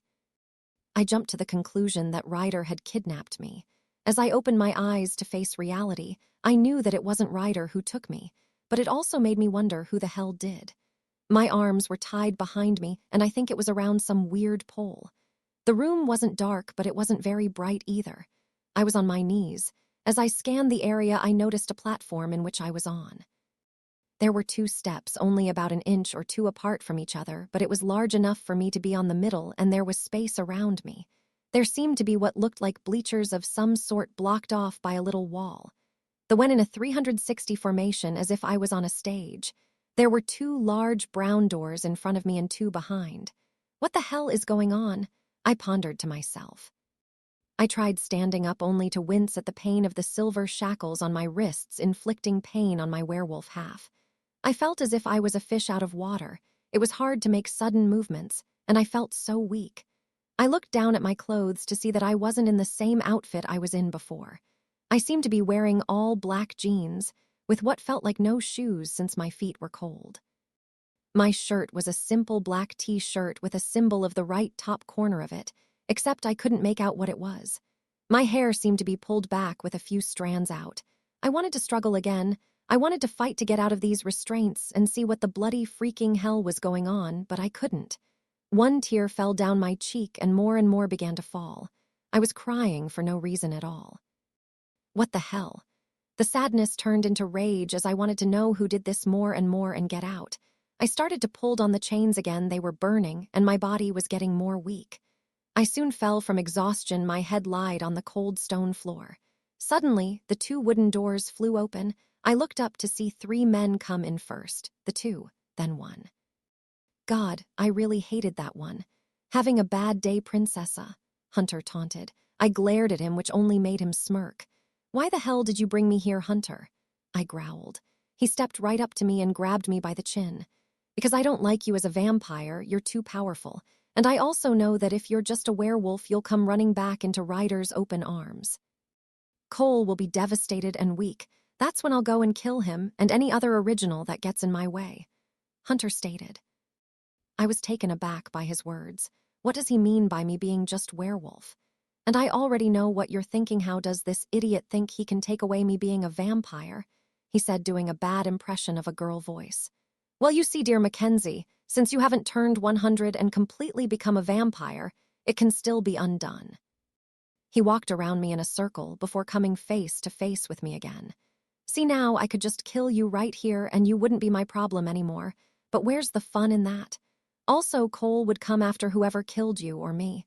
Then he'd kill me and I wouldn't be able to activate my plan." His smirk and sadistic humor was starting to get to me, making me uneasy. "But see, if I took the vampire away from you, you'd begin to hate Cole for everything he's done. You'd also probably not tell him of what or who did this to you. I would easily just kill him and his family, then drink from Kendrick, and I'd be so powerful, I wouldn't be able to contain myself. Now, doesn't that sound just peaky for me?" I growled in response, making his smirk grow. "The only downside is that you undoing the vampire curse is going to be really painful for you. But don't worry, you won't feel a thing." Hunter chuckled slightly at his horrific joke. "Read the author's note. It's very important towards the story. It's been a few weeks since I've heard from Missy or Hunter for that matter. even though I've been able to get into old habits that I had with the pack. I'm so glad that they welcomed me back with open arms, even Eddie. I plopped down in bed after a long day of explaining to people why there was an absence of their Luna. I never knew that there were that many pack members until I had to talk to them. Plus, I had to go through training with a few guards, since they thought that I lost my strength, as if that'll ever happen. My phone buzzed, and I saw that the caller ID was Hunter. I quickly answered. "Hello, how's my favorite werewolf doing?" "I don't know Hunter, you tell me." "Have you killed Cole yet?" "Sadly, I haven't gotten to him, but I managed to kill Garrett, Aaron, Ian, Christina, and Scarlett.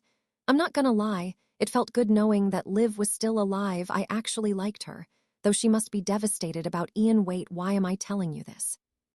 You're supposed to be my enemy. Don't worry, I'll go back to hating you as soon as my baby gets put back inside me. Has Missy told you anything? Actually, she has the spell but needs one more ingredient." "Well, what is it?" I was practically about to squeal with joy. "Just some weird herb, but you'll know when the spell works since you'll have a little person growing inside you." "That's good to hear." "Yeah, well, now I'm going back to hating you." With that, he hung up the phone. "Ryder, get up here," I called. Ryder probably had a worse day than me. When he came up, his tired eyes made me just want to snuggle up next to him and fall asleep. "What's up, babe?" "Hunter said that he's gotten to Garrett, Aaron, Ian, Christina, and Scarlett," I explained. "So the most important person to be dead isn't dead yet." I could tell by the way Ryder was speaking that he wasn't happy. "Yes, but he said that I'll know when the spell for our baby worked because she'll be back inside my stomach." Ryder gave me a huge hug, practically crushing me. "But once we find out that Hunter killed the rest of them, we can't let him kill Kendrick." "Who's Kendrick?" Ryder asked. "He's top vampire, probably the most powerful, and from what Hunter said, if he drinks Kendrick's blood, he'll be even more powerful," I explained. "So we just kill him after he finished killing everyone else," Ryder said. I gulped at the thought of Liv dying, but after what that family had done, the thought drifted away. "Since Cole is still free, he'll probably be looking for you, so I'm putting guards on watch," Ryder exclaimed, and I groaned. "You know I hate that, Ryder. They literally wait outside the bathroom for me," I poured, giving him my best puppy dog eyes. "Fine, can I have one that watches you from afar?" Ryder said, trying to compromise. "Fine," I gave in. "But if I see more than one, I'm gonna beat the hell out of you." "Damn, this baby is as strong as her father," I said when I felt a strong kick in my belly.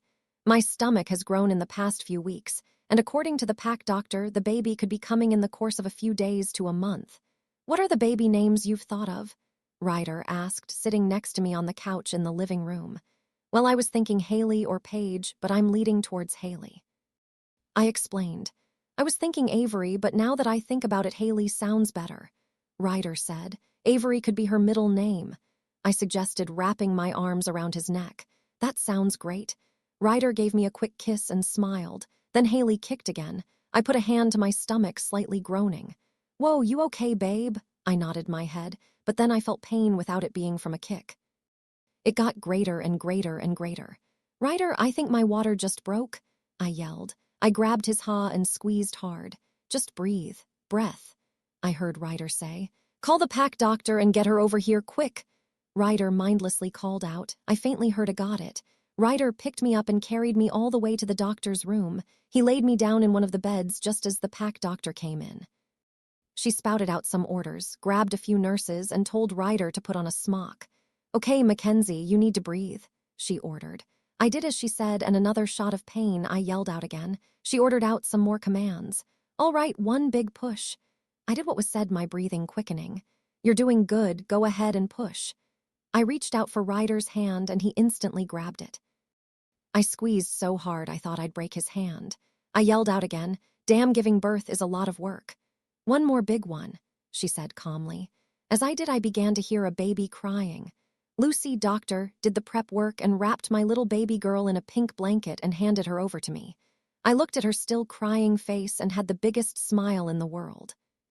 Ryder had his arm around my shoulder, smiling down as well. "What are you going to name her?" Lucy asked. I looked down at my baby girl. She wasn't crying anymore. She was actually smiling. "Haley, her name is Haley," I said, giving her a kiss on the forehead.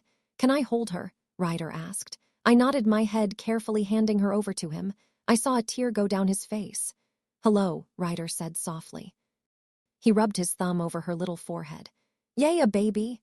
Riley squealed as she walked in with Violet and Piper. Ryder handed her over to Riley, who was so jumpy. I smiled, seeing how my baby girl will grow up with such an amazing family to take care of her. Piper tried to get a hold of Haley, but Riley was not giving that baby up. "Can I have my baby back?" I asked, holding out my arms. "Yeah, she looks just like you, Mackenzie." Riley handed me Haley.